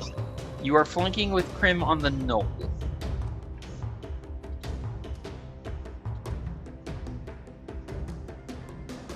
Oh, my neck.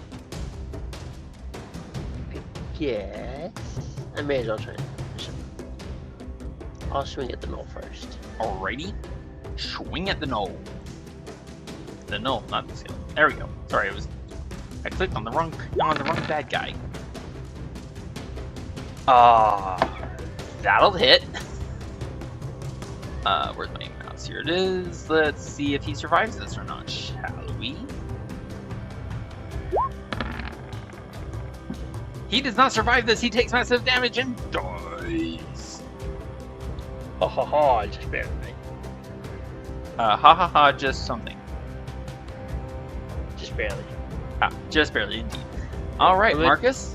Try to move over about 5 feet, so I'm kind of like standing somewhat on the bodies. Is that an option? That is an option. I would like Mount to give me a dexterity saving throw.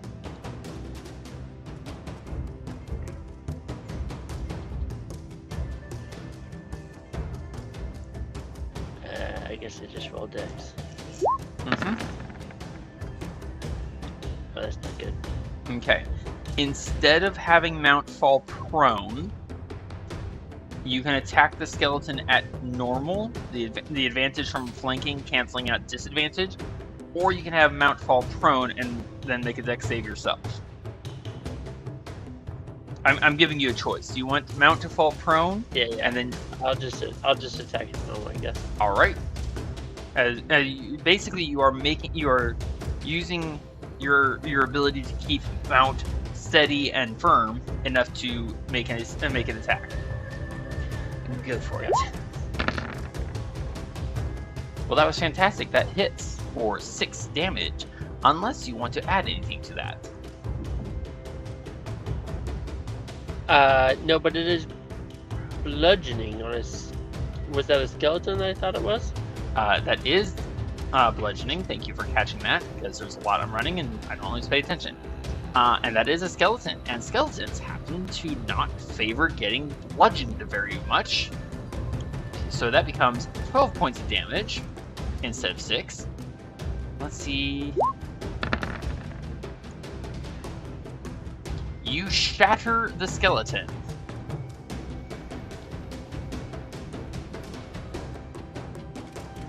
Huh? I don't know what to call you anymore. I was gonna come up as like a fiend. I'm like, well, no, A, wrong thing, and B, it doesn't matter because you're gone. Indeed. You just smash it, you're like, you irrelevance! You're re-destroyed, thing! I name... Sorry. Anything else for you, name you Marcus? irrelevance! Anything else for you, Marcus? I'm gonna call out, rally to me! Group up! Group up! As I come down over here. Okay. Basically, I'm calling out to like the whole party, Throk and Roscoe and Tanner, to try and group up, rather than being so quite so spread out. Noted. Roscoe the Panther. There's a skeleton behind you. This was not in the agenda.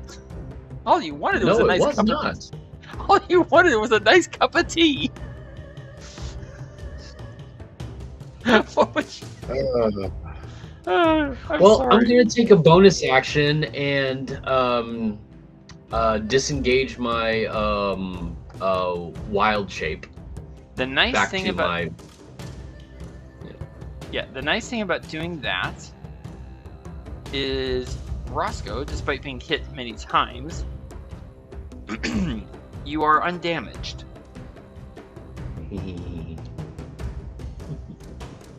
And you still have your action. And your movement.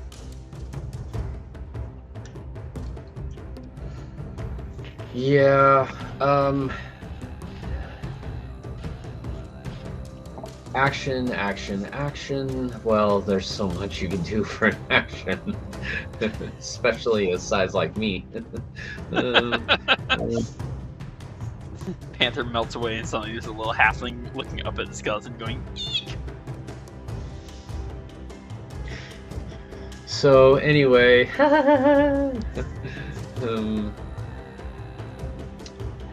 I was planning on doing something, but I'm not sure if I want to do it on him or a much bigger group of villains. Don't know. Excuse me. Since I am really close to Crow and Throk, I want to mount Crow. That will that's trigger. okay. That will trigger an attack of opportunity. And did Roscoe have his shield equipped prior to all of this? Let me check. I will say, given the fact that he was examining and such, I don't personally think that him having his shield equipped would have been in the cards. His shield was actually equipped, but he also did not have an weapon equipped. Okay. So that's something to keep in mind for later when we are doing those kinds of investigative roleplay, and do try to make certain whether or not your characters are equipping their shields or not. For now, we'll continue as is. So you do have your shield in hand. You do not have a weapon. What would you like to do, Roscoe? Well, I would very much like to help heal my little brother, Throk. Fair enough. So, and you said you're going to climb up onto Crow as well? Yeah, so if I did a disengage, does that count as an action? Yes. Okay.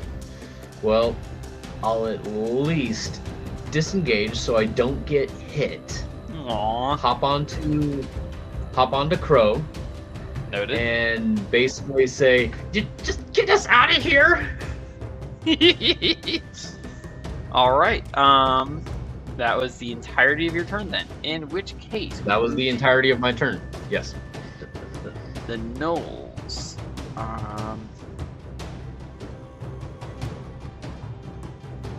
Oh, my character sheet shrank. Rude. There we go.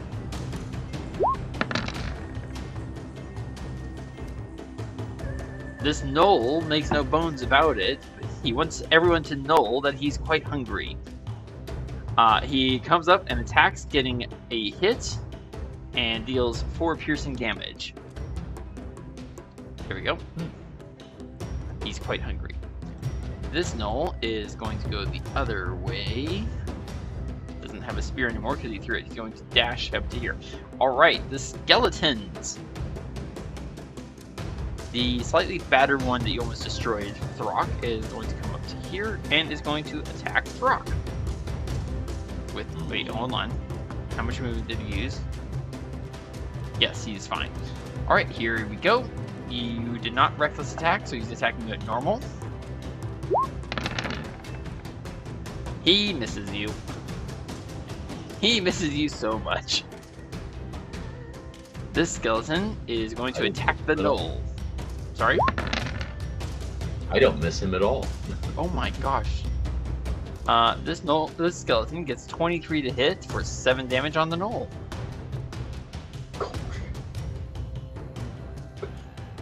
And this skeleton, where is he? There he is going to attack the gnoll next to him. But no. The skeleton is going to attack the gnoll. There we go. I opened the gnoll's character sheet by accident. That misses the gnoll. And this skeleton... Hi, Roscoe. No! Go away! He apparently listens to it and utterly misses. Top of the round. The horses are all controlled. Tanner. It's not the best weapon I have available, but it is the one I've currently got active. So... did hear Marcus as well calling to gather up. And I see a threat over there.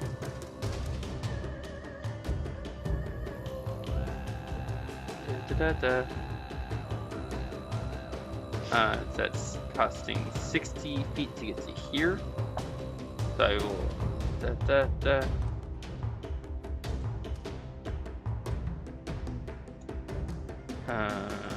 70, 80,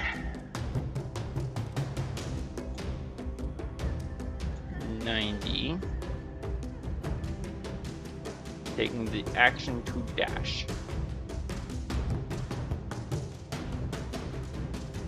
Alright, I'm going to use my lance to attack the skeleton.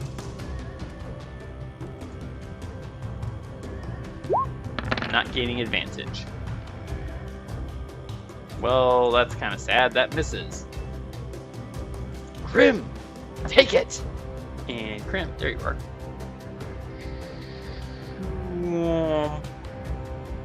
Right over to here. And Crim's going to attack with advantage. Thank you, Throk, Roscoe, and Crow. Haha, all the names in a row. It's a crit! Oh my. Okay, the crit's not set up right. Okay, so that should be 4 plus 6 for a total of 10 damage. I will have to adjust that later in this character sheet if I can.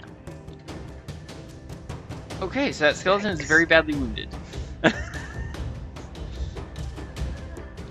And Tanner just looks over at you, Throk, and is like, there you go. This should be much easier now, as he puts his, you know what, I'm going to keep my lance out. It's pretty handy. Throk, it is now your turn.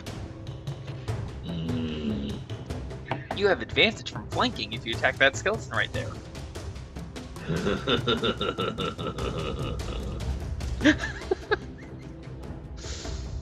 Wonder how you make chuckling at good fortune sound so threatening.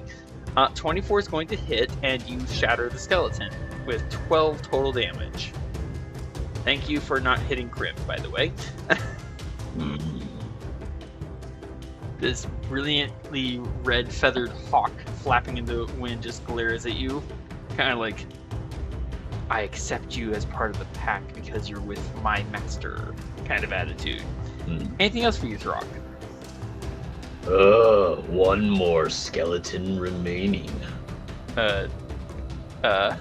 Oh, actually, that does bring to mind. You can frenzy. Frenzy. Oh dear. Oh, sorry. That wasn't supposed to be an advantage. That's My okay. bad. We'll go. That's okay. We'll go with the 11, the first result, as per our house rule. Which unfortunately does mean that's a miss. Sorry. All right. Thank you. Where's my? Do you want to have Crow disengage and move at all? Yes. Okay. Then you may do so. Don't forget to bring Roscoe along with you. Yes. I didn't mean to sound like Scooby-Doo as I laughed, but somehow it came out that way. That's 20. Oh no, stop. Start thinking. Yes, 30. That's 30 feet of movement. Indeed. 40. Oh, come on.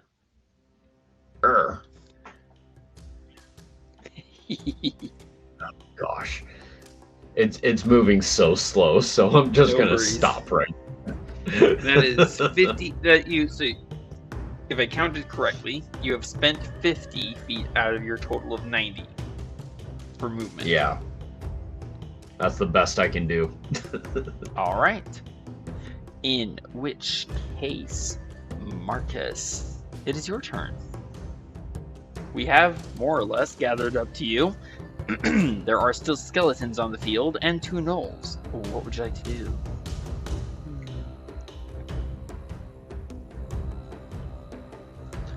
All right, up here.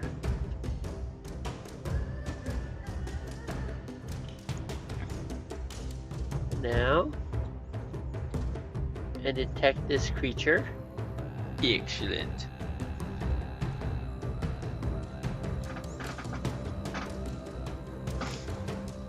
Try to catch him off guard and Oh my goodness. Oh.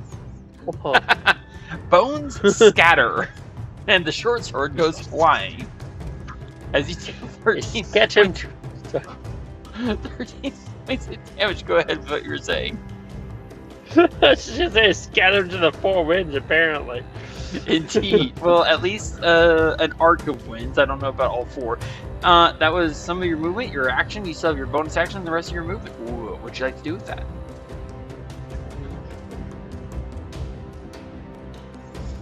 You've spent 40 feet of movement. Here. 80 feet. Yeah, I'm gonna try to say, fight together! Fight as one! Wherever one strikes, let us all strike! That's actually a really good phrase. Well done. Say swing at this other skeleton. And Roscoe / Throk, please remember to mute when you're slurping. 15. Oh, I wasn't slurping, I was pouring. That sounds like slurping. What the heck were you pouring? 15 I was pouring hits. water. I sit corrected. For 6 damage, and you're attacking the skeleton, I believe, yeah? Yeah, but I believe there's bludgeoning in the skeleton. It is. That's why I was checking. Okay. You deal 12 total bludgeoning thanks to vulnerability. However, it manages, barely, to hold itself together against the crushing onslaught. Unless you want to layer anything else on top of that. No. Alright. No, I didn't. But I will back up just a wee bit. Okay. I'm sorry, I missed what you were saying. Wrong square. I'm basically just going to back up a little bit, one square. I was originally here, I believe. So I'm just going to back up one square so as they approach, I can try to trigger my opportunity attack. Assuming it draws close to you, it is also still fighting the knoll. But excellent movement and tactics. Roscoe, it is your turn. I plan on healing my brother with Talon Sap. Excellent. He is quite... I was going to say he's quite wounded, but I mean, he's barely bothered by the injuries. But you can heal him if you want. Yeah. Just want to give him a little extra oomph. So that's 4d4 plus 4, which I already have written right in the dice roller right here. Excellent.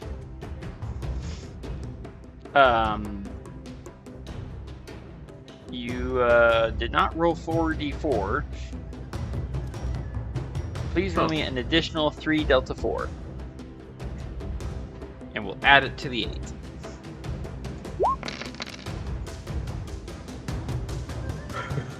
There you go. He regained 17 hit points, so all the damage dealt to him is completely undone. Yeah. I beg your pardon for the loud sniff. Alright, thank you, Roscoe. Anything else you want to do with your turn? Dismount, bonus, anything? Well, no, I wish to remain on the horse. This is fair. The knoll facing the skeleton, this knoll, having flung its spear earlier, is going to bite. It is still quite hungry. Well, that'll hit for another 5 damage. And the other knoll, there he is going to also bite. Getting a crit. And starts gnawing ravenously on the bone. More specifically on the skull of the skeleton. Giggling madly as it gnaws and slathers on the skeleton's skull. This skeleton, the only one remaining, I think he's trying to get ahead in the fight. Bom, bom, bom.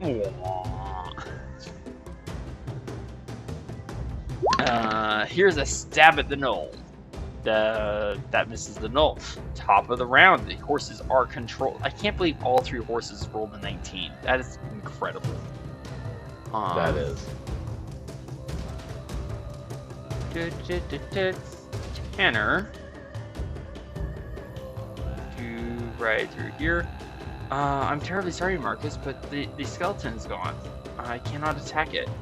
As he rises up here, that's been 70 feet, and that null is now in range for my lance. Hopefully I hit this time. I do not hit this time. Grim! Let's see, I moved 70 feet. I'm going to move another... There we go. Hang on. Let me think this through a little bit more carefully. My goodness, my tongue's only quit on me. 70 feet to get I know here. how that feels. Right? 80... 90. Grim! And Grim is going to fly on up to here, getting advantage on the attack. Well, that means he does not get a nat 1. He gets an 18, which is going to hit, and he stabs the null in the side, raking along the ribs for 8 damage. Nice job. Indeed. Throk, you are fully healed. Oh, and I will say, Tanner uses his interaction to stow his lance, so he has an empty hand. Throk, you are fully healed. You are enraged, and there are enemies on the field. I was going to say who are alive, who are existing and active, who should not be. It is your turn. Let's see. Okay. I'm gonna have Crow dash so then he can get up to where those knolls are. This sounds reasonable. 20. Come on. My last 2 30. attacks have been misses. I'm quite disappointed. 50. 60. 70.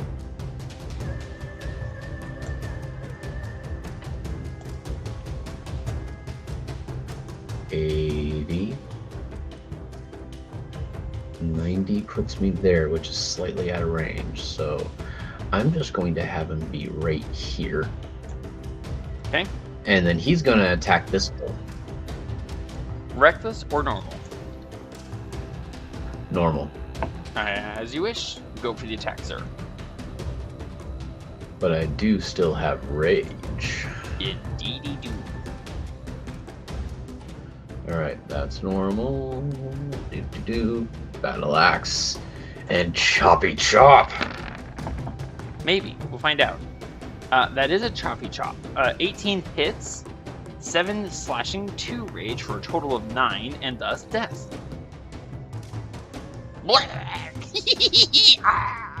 Cries the gnoll as it dies. And let's see, my movement speed. You could have Crow dash. Was my movement speed always at a 29? Hold on. Did you have Crow dash to get to there? I did have Crow dash. Okay. In regards to your movement speed, there's your character sheet. Scrolling up. I do not know why your speed is set to 29. It should be 30. Unless, yeah. I don't think you set on either. Caltrop. So I don't know why it would be set to 29. Well, you're now at your speed is at 30. So if you dismount, that'll cost you 15. 10. You could get to here and use your frenzy bonus action. I would like to do that. Alternatively, you could even get to here. 15. well, that's 10, difficult 20. terrain. Yeah, 10, 20. Okay, yeah, you're right. That is as far as you're able to get. So you can not reckless because you did not use it on your first attack, but you can still use your bonus action. But yeah, I still want a frenzy. Excellent, go for it. And here is the frenzy bonus attack.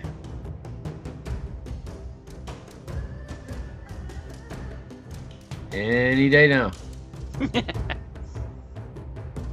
Okay, I'm gonna try clicking again. If it clicks double times, it's the first one. Give it some time before you actually click it. Let's wait for a little bit longer. Okay. Just because it could actually be going and just hasn't shown up yet, or you might have missed. Yeah. I don't see anything. Try clicking it. I'll try one more time. Here we go. There it goes. Oh yes, it hits. Dirty 20. That's gonna hit for 6 slashing, 2 rage, total 8 damage. Nicely done, Throk. Anything else for you, sir? It is wounded. Yes, it is. Anything else for Throk? I think that's all of his available movement, action, and bonus.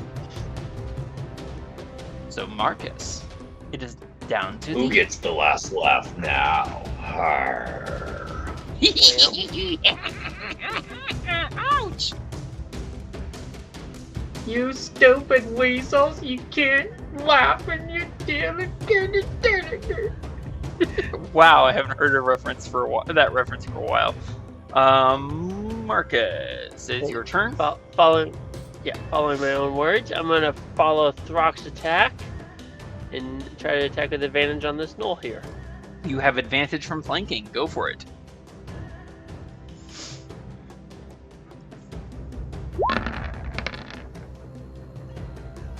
That's going to be a 16, which just barely slips past his shield to cut into his leg for 7 slashing damage.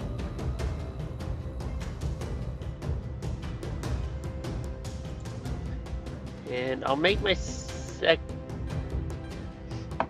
attack on the skeleton. You attack at normal, no flanking. Oh.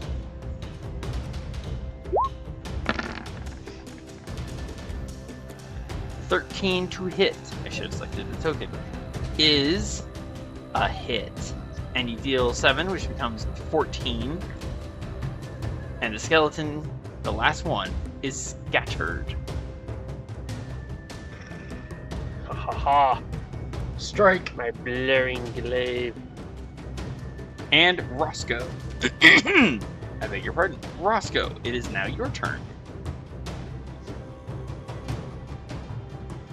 Well, I'm on the horse. Does that mean I now have control of Crow? It is very difficult for Crow to even notice that you're there. You can attempt to guide Crow, but your small size will require an animal handling check. That's true. Let's see. Let's try animal handling for 500, Alex. Crow stands there and snorts, kind of like, why didn't Throk take me into the fight? I want to fight. He does not seem to notice you, Roscoe. Why do I even bother with this thing?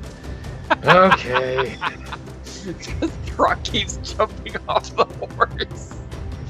You do still have your action available to you, Roscoe. I need to get me a sling so that I can sling some bullets. Maybe you also consider getting your own horse of some kind that you can actually possibly control. Or a pony. Well, what would you like to do, Roscoe? You know what? I have a dagger. I might as well just chuck the dagger. 20-foot range, 5, 10. Yep, that gnoll is in range. You can attack at normal. Alright. Here we go. I'm gonna chuck a dagger right at it. Please do not hit Crim.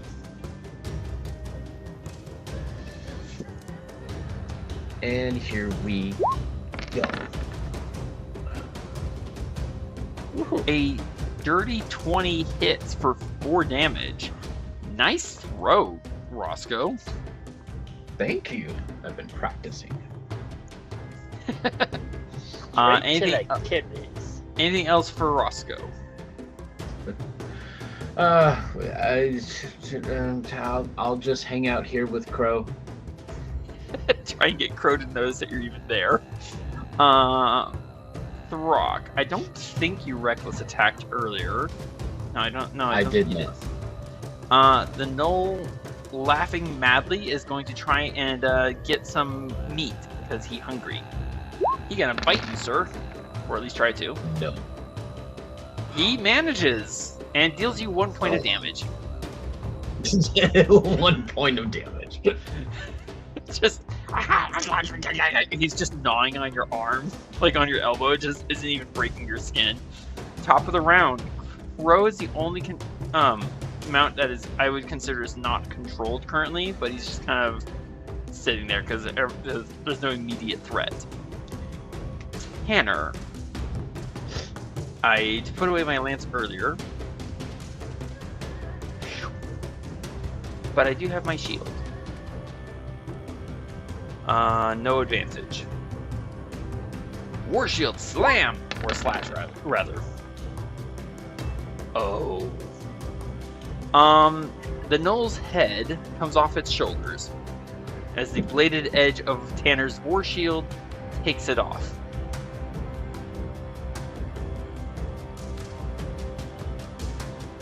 Throk. As the fight ends and your battle rage cools and your blood recedes from boiling, you take 1 level of exhaustion for having frenzied. Yep. So I will go ahead and take those 2 tokens off of your token. There you go. Okay. There's Krim. Tanner will give a brief whistle, and Krim, no longer in attack mode, is going to settle once more on Tanner's shoulder. Kind of shake out its feathers and glare around at the rest of you like, none of you get to touch him kind of attitude. Marcus, there's that pack, that satchel that the rat was apparently intending to keep to itself. Would you like to reclaim it? Yes, I had intended to go back for that. Okay. Let me clear out our initiative tracker while you do so. Whew, that was fun. Good working together there at the end, team. That was interesting. I want to try and learn to do that more often, but good working together there at the end. Well done. Well led, Marcus. It was fun to be a panther for a bit. I must admit, I did not see that coming, Roscoe. I was not aware that you could do that. That was quite impressive. Marcus. That's animal shape. Or wild shape. I was going to ask, are you sure it's wild animal shape? But quite fascinating. Marcus. Do you open the satchel? Carefully? Do you reach inside the satchel? I look inside the satchel. Inside the satchel is a yawning, deep, dark emptiness. And way down at the bottom are several bottles, flasks, if you will.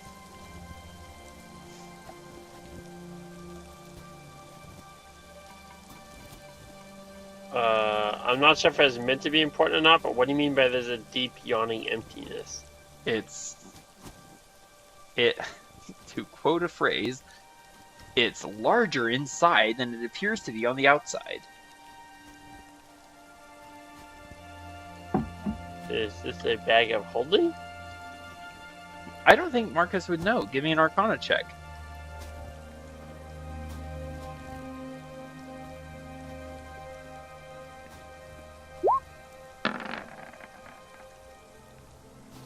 You have heard of bags that are capable of holding far more inside than their appearance would suggest that they could.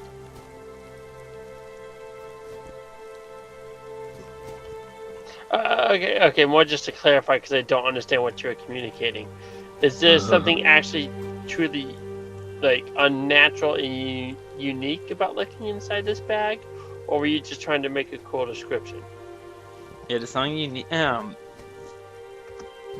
This bag is capable of holding far more than its exterior would suggest. There you go. Okay. Okay, thank you. I couldn't tell if that was actual or just, kind of having some fun with the description. I mean, if it were a regular satchel, I would say you open it up and you look inside. If it were something that's entirely, Right. well, it might get an entirely different description. Alright, but I'll pull the bottles out and I'll see what the bottles are. There are 6 bottles. Ow. I'm sorry, I just pressed on a muscle that was apparently quite sore. There are 6 bottles. Apologies. 3 are talon saps. No, I'm sorry, not talon saps. Darn it. Hack and leaf brews, that's what I meant. 3 flasks of hack and leaf brews. My brain farted on me again. Darn it. 2 flasks of alchemist's fire. And 1 heart sand poultice. Alright. I think I'll give the 2 alchemist fires to Tanner. Oh, I'll thank you. give 2.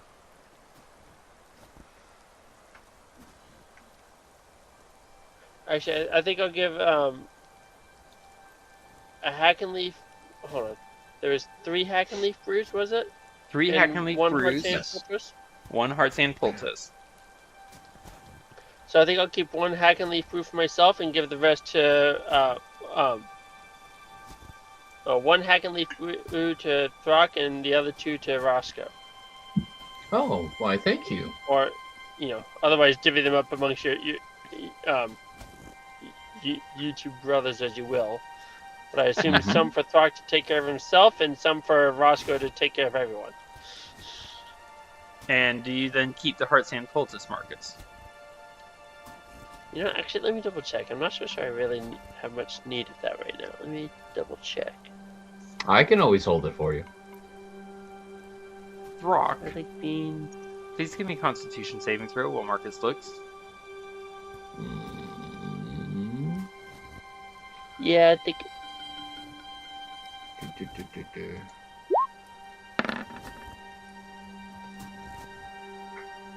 Thank you.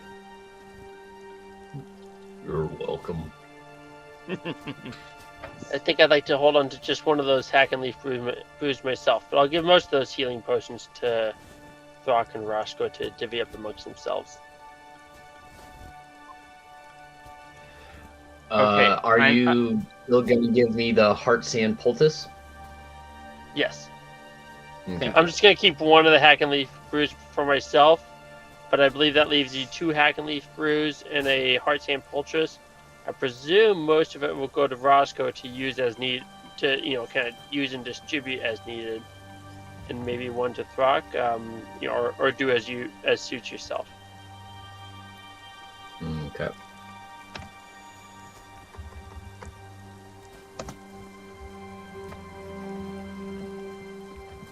Pardon me, Marcus. I forgot what the heart sand poultice does, but we could worry about that later.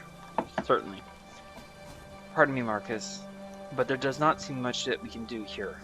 Or not much more. There are too many bodies for us to take care of ourselves, and the trail left by those who raided here it has gone cold. I cannot follow it. There must be nearly 1,000 people that must have been taken captive. You don't think you can follow that? Even if I can follow it, we are...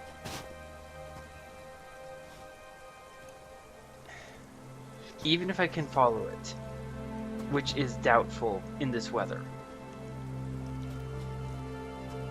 a force that could take down this many people, we are not capable, I think, of handling it ourselves currently.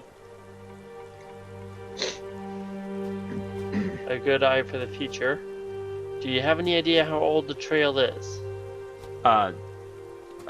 to clarify, Marcus, I did say 4 days old. Okay, thank you. Sorry. You're welcome. No worries. I figured you'd forgotten. I do remember him saying that. I believe you. I kind of want to search the other piles of bodies, to be honest. Double check for any other satchels or other useful items. But otherwise, I expect whatever happened to the other prisoners are too far distant now for us to chase down. We may now need to return home. Marcus, let me check something. I'm going to borrow your character sheet for 1 second. Sorry. Okay. Marcus, we may not be enough to handle... Oops. Nope. Sorry. We may not be able to handle the burial or the burning of these bodies, never mind the tracking down of the captured people. But there is the other tribe that we came from to get to here. The Turon tribe. We could return to them and let them know what has transpired here. Because remember, they saw what was cook fires and thought that all was well.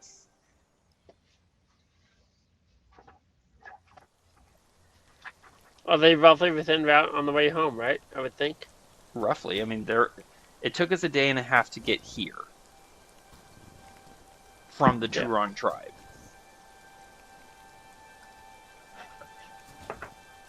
Also, if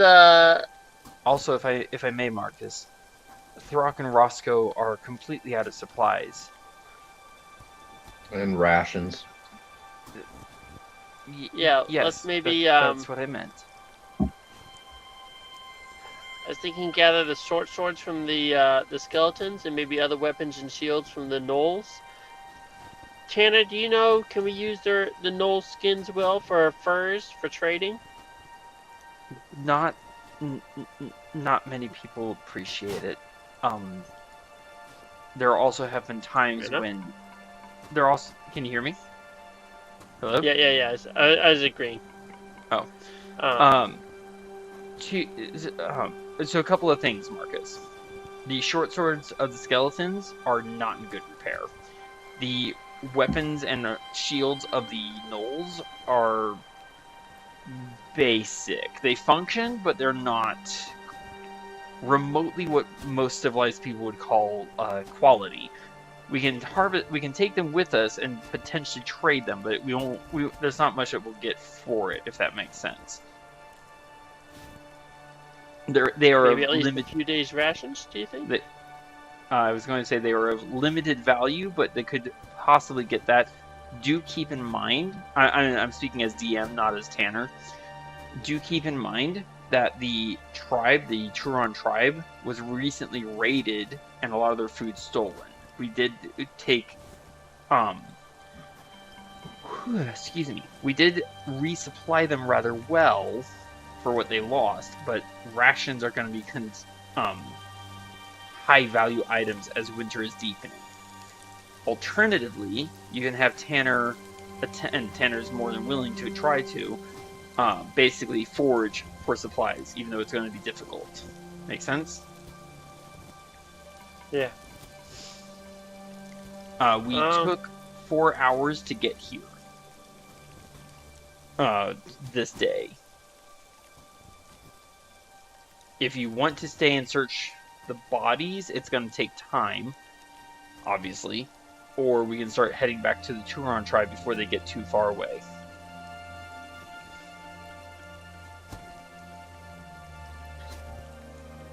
Let's maybe just take 1 hour to search for maybe any kind of materials that can be traded for rations, and then be on our way.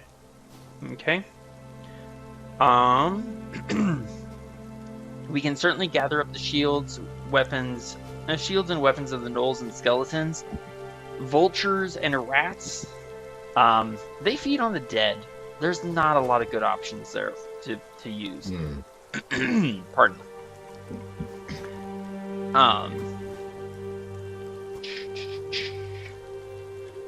So we gather 5 crude spears. Actually, I'll put this in the chat. Whoa, spacebar, work.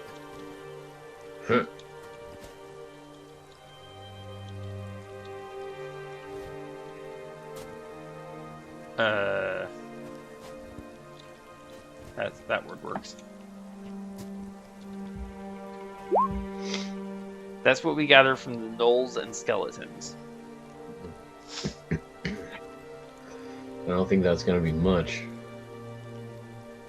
No, but hopefully enough to get a few days worth, a few meals out of it. And I can look for some. I can look for plants and such that you can eat on the way. Yeah. All right. So we take an hour. We gather those items, which a lot of them actually fit into the bag, surprisingly enough. Sorry, my brain went away. The bodies in the area that we search do not net much of functional value. Most of what seems to have been left behind is broken, ruined, or something things of more sentimental value rather than useful value. Excuse me. After an hour of searching, mostly what you conclude and gather is just the unnecessary amount of devastation that was wrought upon these bodies. Whoever or whatever attacked went out of their way to inflict more harm than was strictly necessary to kill. Excuse me. Roscoe, perhaps you would be willing to attempt to guide us. I will be looking for food for both you and Throk, and staying alert to danger, but I will not be able to also guide us. Are you willing? I am willing. Alright, Roscoe, would you be so kind as to give me a survival check? And Tanner will give you the help action. So you can take that with advantage while I try to find my handout. There it is. Not that one, this one. Survival, you said? Yes, please and thank you. Alright.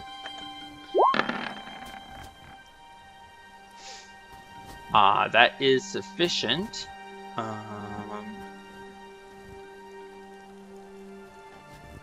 And I'm trying to check something, sorry.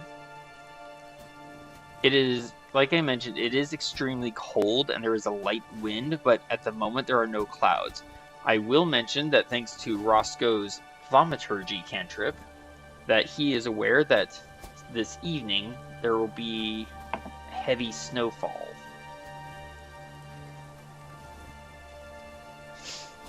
So, well, we'll have to be aware of that. And Marcus, what is our, I was going to say marching order. What is, since Roscoe is navigating and Tanner is going to be ranging a little bit to the sides in order to try and find edible plants, what would you like our riding order to be?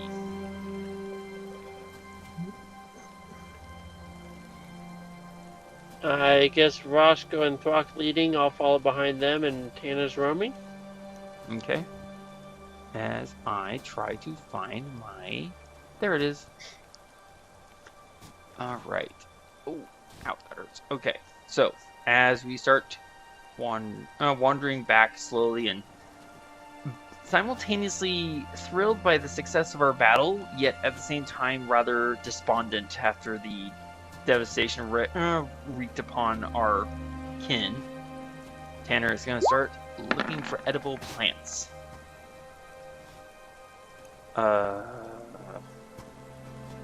The first hour goes by with no success.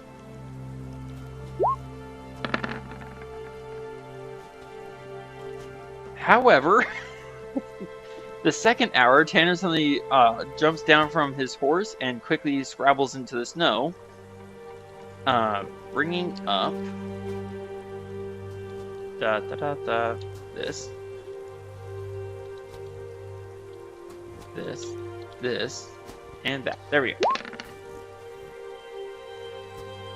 Oh, lowest possible roll.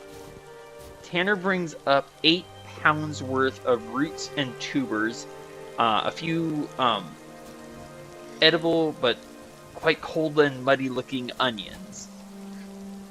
There is 8 pounds worth of food in that. So we split between Roscoe and Throk. That's that's equivalent to 8 days worth of rations. Make I sense? think that's better than no rations at all.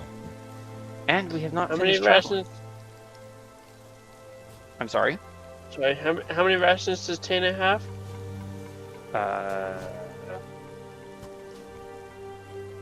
That's a good question. Why isn't it on my resources?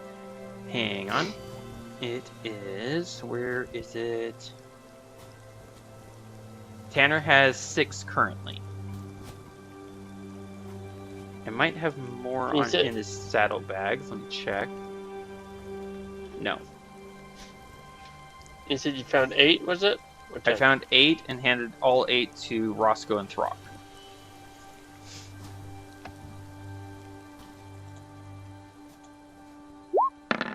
Right. Third hour. I guess that'll do. Nope. There's just a bunch of ice and snow as far as the eye can see up and down the hills and mountain slopes. Final hour. That's a success.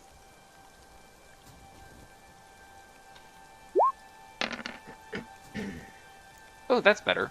Tanner pulls together another 12 pounds worth of food. Again, roots, tubers, what looks to be part of a tree branch, but has a surprisingly tasty flavor. So I gave 8 to both Roscoe and Throk earlier, and now they have another 12, so that's 20 between the two of them, so that's 10 days worth of food for them each. Oh, cool. Granted, I understand it's not much, but I did the best I could. I hope you don't mind. I'll take whatever I can get. It is better than going hungry. Yes, I thank you. I'm pleased to be of aid. Hang on 1 second. Let me check something. Okay. Excuse me. And Marcus, if you wish, I can do my best to search for food as we return to the Turon tribe on the morrow. That might give us a little bit more bargaining aid or supplies for ourselves. Yes, I think food would be good. If we don't need to trade it,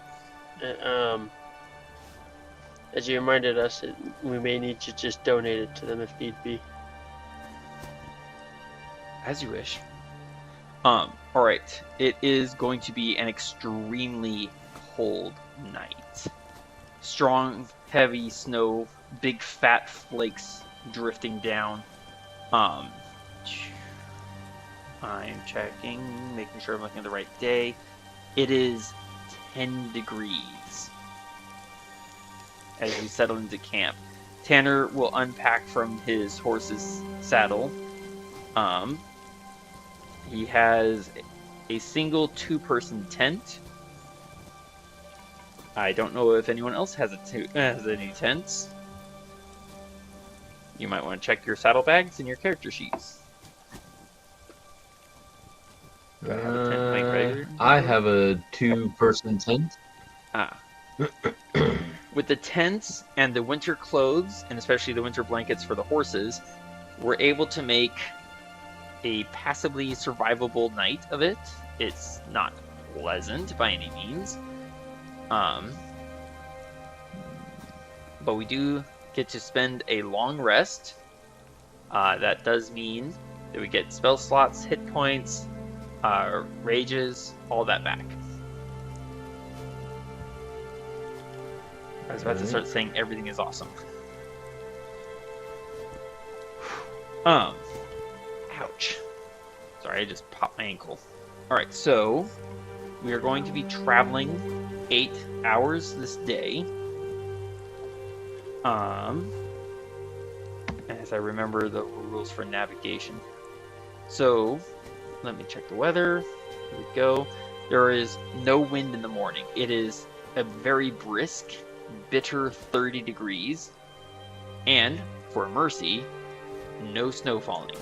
Roscoe, would you like to use your cantrip to forecast the weather in our area? I would. Please do so.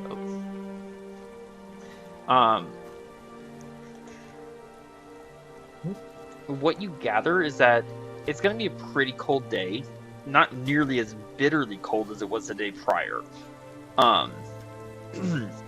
There will be snow later in the evening. Thank you. There will be snow later in the evening, but from noon to through the night, there are going to be very strong winds. Which means no campfire tonight. It would probably be best to make sure that we get to the Turon camp as quickly as possible. To that end... Oh, sorry, go ahead.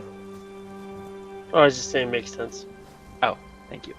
To that end, Tanner will take the lead role and try and navigate. Where's my DC table?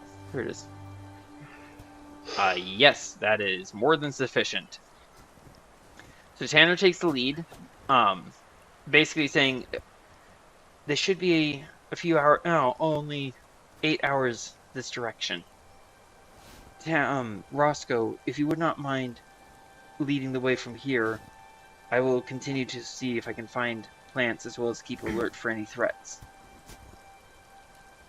I will continue to do so.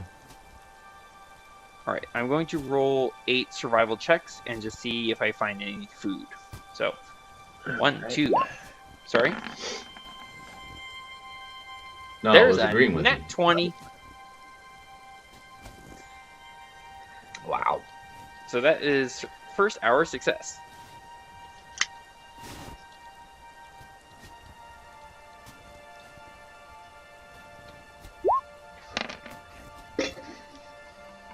Wow, my lowest possible roll again. I found another. I find another 8 pounds of food. If someone wouldn't mind keeping track of this, if not, I can do so. So that was 2, 3, 4. 1 success.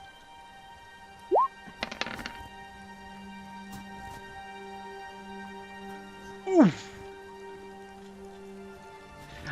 That's 16 more pounds. And don't forget that we also have to feed the horses. So that was 1, 2, 3, 4, 5, 6.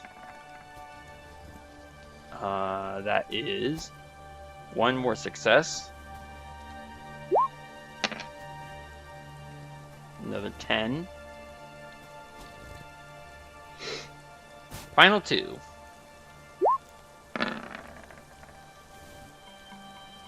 Nope.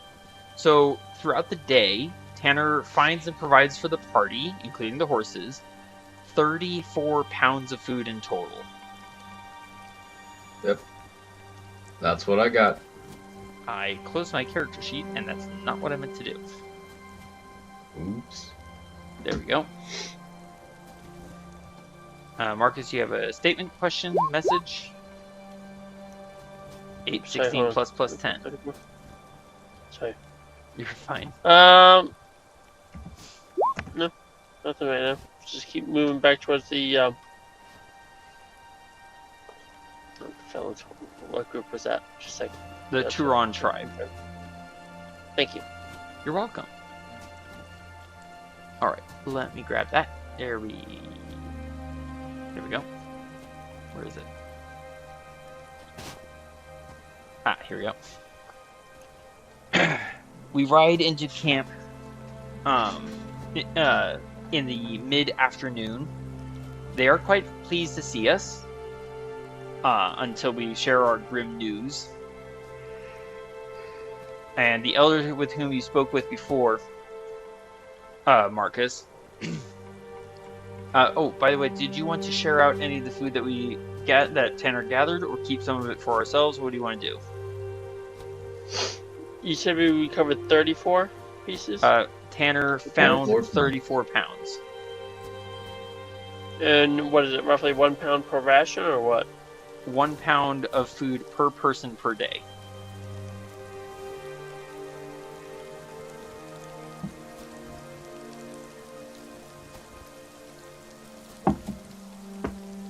Maybe divide 16 pieces between the 4 of us, and then donate the rest of the tribe, or trade it for materials? It's up to you. What do you want to do? That's what I'm going to advise, and then just check with the party to see if they consent. So give the tribe 18. You're suggesting give the tribe 18 pounds, keep 16 for the party. Second, four, yes. Okay. I mean, Well, maybe see if we can just trade it off for general resources. I don't know. Maybe they might have less immediately useful to them, but maybe useful to us. I don't know if they have like what's it called? I know something specific. I'm thinking. I just gotta check the name. I don't know if they have something like garlic beans or something like that that they might be willing to trade off. Ooh, yeah. Roscoe, roll me a Delta 6.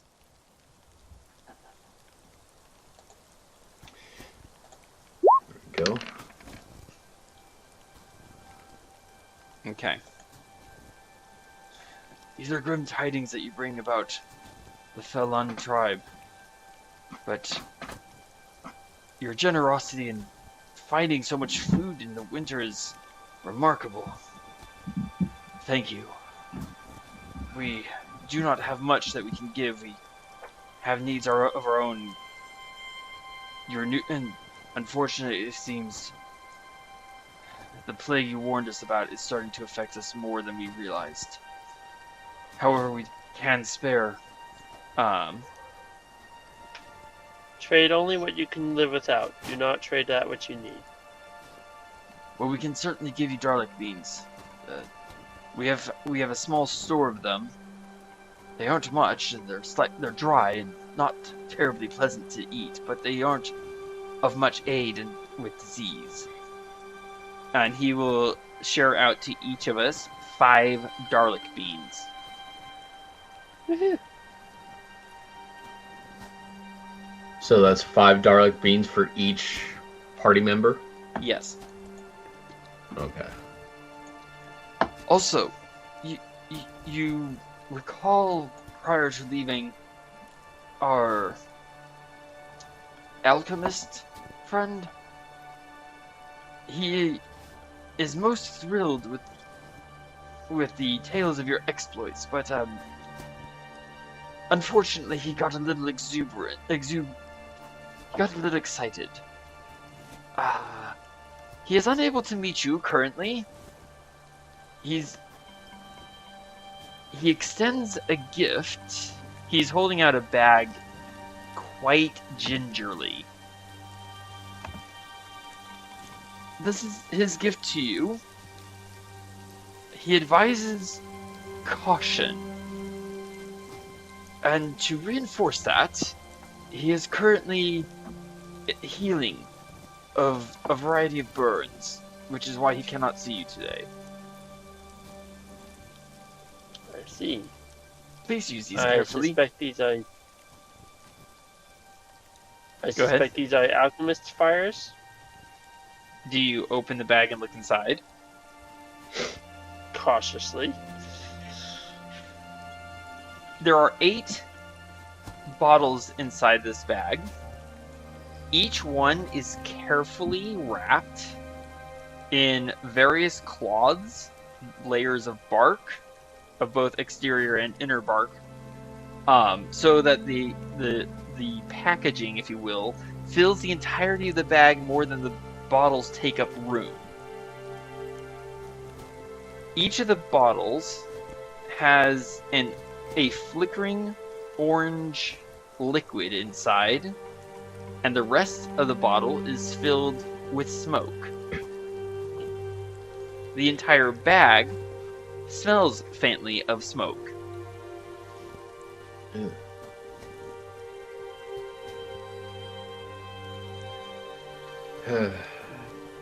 Not alchemist fire, then, I don't think. Tanner glances inside. Most certainly not. Anyone want to roll an Arcana check? I'm gonna take a guess and say that that's dragon's breath.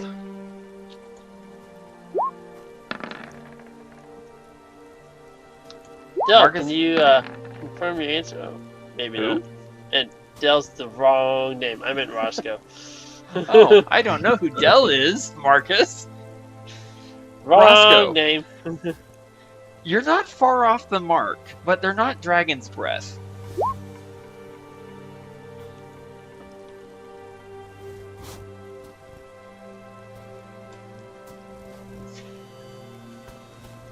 Fire Inside. breathing. Inside, there is a small note that reads, "Drink one and only one, good for 1 hour, or until you've expended 3 breaths of fire. Do not aim at friendlies, mirrors, flammable materials, toes, or own bodies."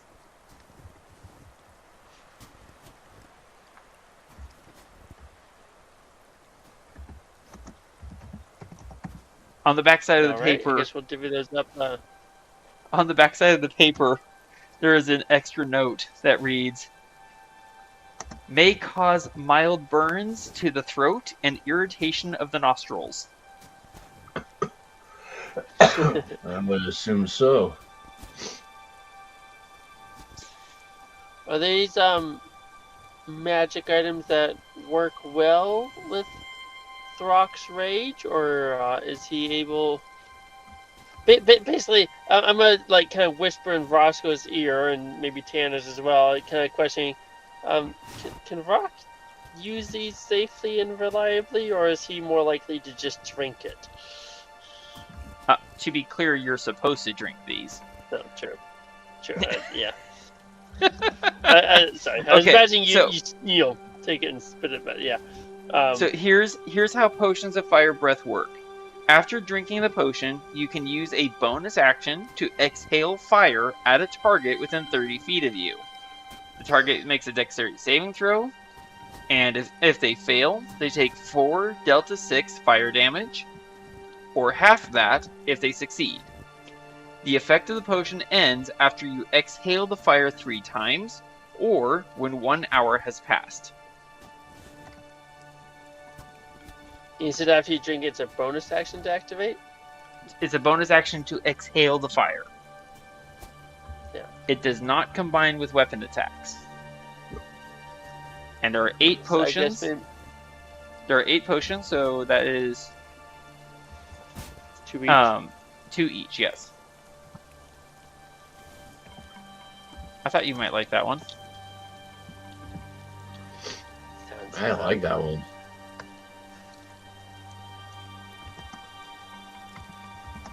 This news is... by the way, as soon as he hands the bag off to you, Marcus, he surreptitiously uses a spare cloth to quickly clean his hands and toss the cloth aside into the nearby fire pit. There is a brief flash, a quiet, and blue smoke rises from the fire for a few seconds. Ooh, cool.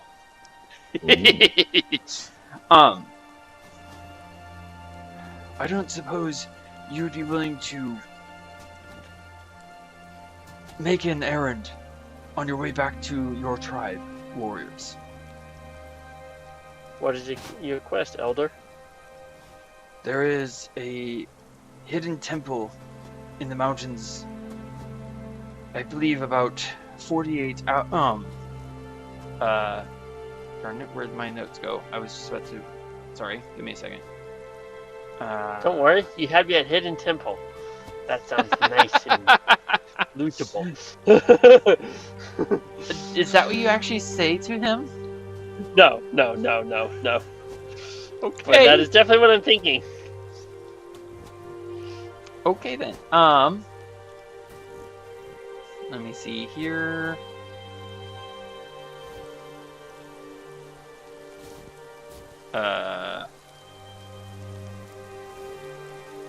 Hang on. What's going on? Oh, that's what's going on. Okay. Sorry, give me a second. Yeah, okay.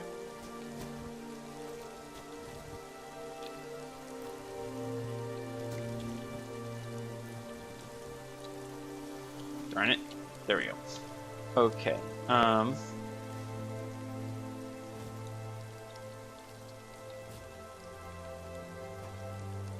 48 miles to the southwest, there is a hidden temple.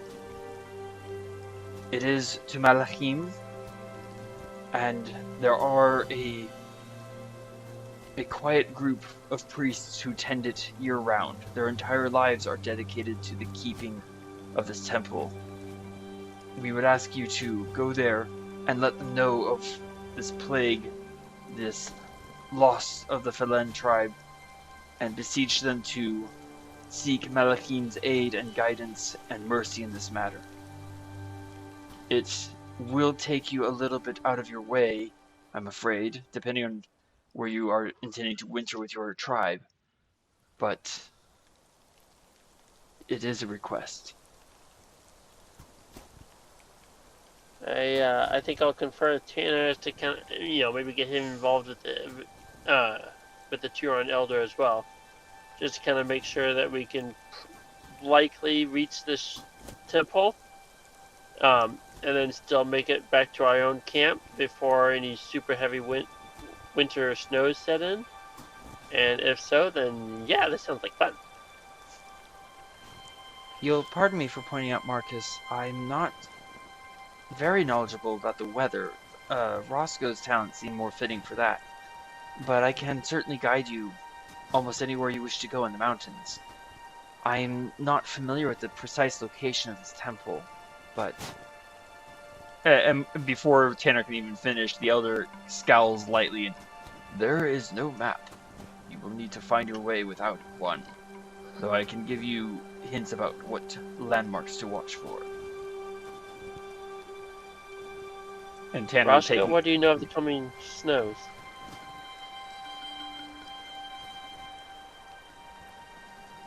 Roscoe is muted. I assume he's going to use thaumaturgy.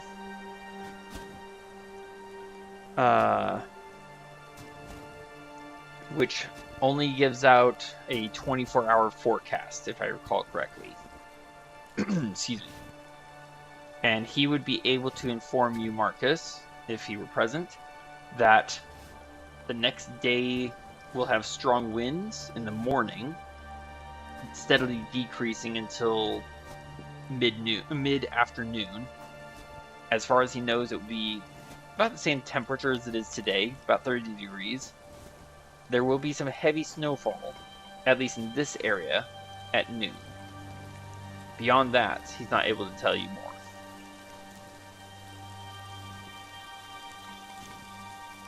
Tanner will clear his throat. 48 miles. That's about 2 days' worth of journey, Marcus. It is only a day, and depending on the Elder's description, it sounds like it's only an extra day out of our way.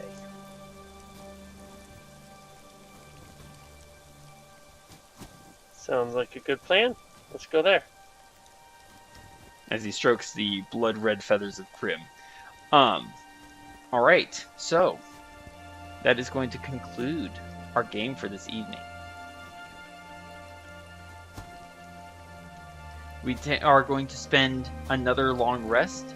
Oh, hello, Roscoe and Throk. They seem to be back from wherever they went. I was actually looking for sticks. If you wish, I can help you find some sticks later. Oh, yes. Very well. I suddenly clicked onto why. Oh no. All right. Oh dear. Why what? Why Yeah, I you get want it. sticks? Oh, blood makes the grass grow. I've heard this phrase, and I'm not entirely sure what it means, but it sounds quite interesting. We are going to spend an extra long rest with the Turon tribe, and then we will set out on a 2-day journey, diverting somewhat from our path back to our home tribe to go to a hidden temple to Malachim. This is a temple, not a shrine, that we are going to. Which is to say, we can expect something a little bit more structured, shall we say, potentially. All right, so we've gotten some items. Marcus, you do have in your possession what seems to be a bag very capable of holding far more than it should be able to hold. We have some. I have no idea what you just tried to say, Marcus. Neither do I. Marcus, are you there? There you are. We heard nothing of what you said. I was asking what you said. You were saying, Marcus, I think look at the bag, but it cut out. Hold on one second.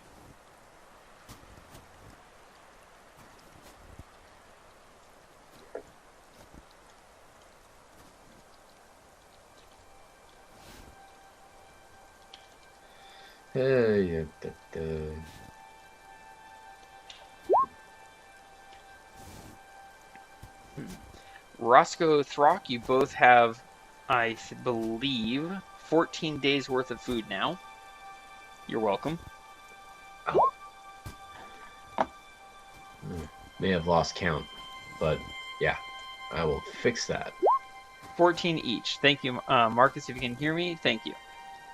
And if you can't hear me, and I have no idea if you can or can't, there we go. We each have 2 bottles, or 2 potions rather, of fire breath, which that should be fun to use. Hello? Hello, welcome back, Marcus. I was just mentioning that Roscoe and Throk now have 14 days worth of food. We do not need to use our own rations for this night. The Turon tribe will host us, which means they will also feed us. Okay? So, how many of those bottles of fire breath do Roscoe and Throk have? 2 each. 2 each. Good to know. Indeed. Welcome, both of you, to, all of you, to 3rd level. I hope this little introductory fight was entertaining. Yes. Yes, it was. Excellent. All right. So next time when we come back into the game, we will be traveling, possibly looking for resources because we are into winter and we can expect more and more snow, and also, and all the difficulties that come with that in the mountains, including potential, shall we say, snow slides. Especially the higher up we go. Yep. That could be interesting. We will take the pass of others. No, I'm not. Okay, fine. You have a point of inspiration. Darn you. I want to thank you both so much for playing. I hope it was a blast. I hope Roscoe thoroughly enjoyed getting to use at least one of his wild shapes. No, it was fun being a panther. I'm sure it was. I think that covers it. All right. Well, again, thank you both so much for playing. Oh, sorry. Yeah, I was just about to say thank you for setting up and running the game for us. Yes. And for those of you watching and listening along at home, thank you so much for joining us, and we hope you join us again next week for Land of the Predator.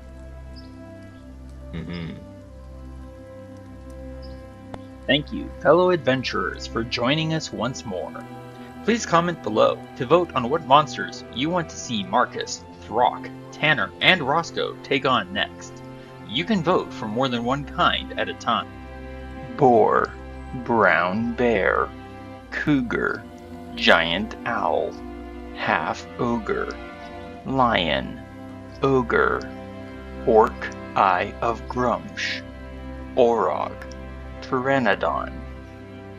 Shout out and thanks to Hannah for our wonderful character art. If you want to see other examples of Hannah's work, check out her Instagram at HannahWolf224. And if you want to reach out for character art of your own, her email is wildarts22@gmail.com. The music you are listening to is from Tabletop Audio, free music tracks to enhance your gaming experience. Thank you for watching, and I hope we'll see you again next week.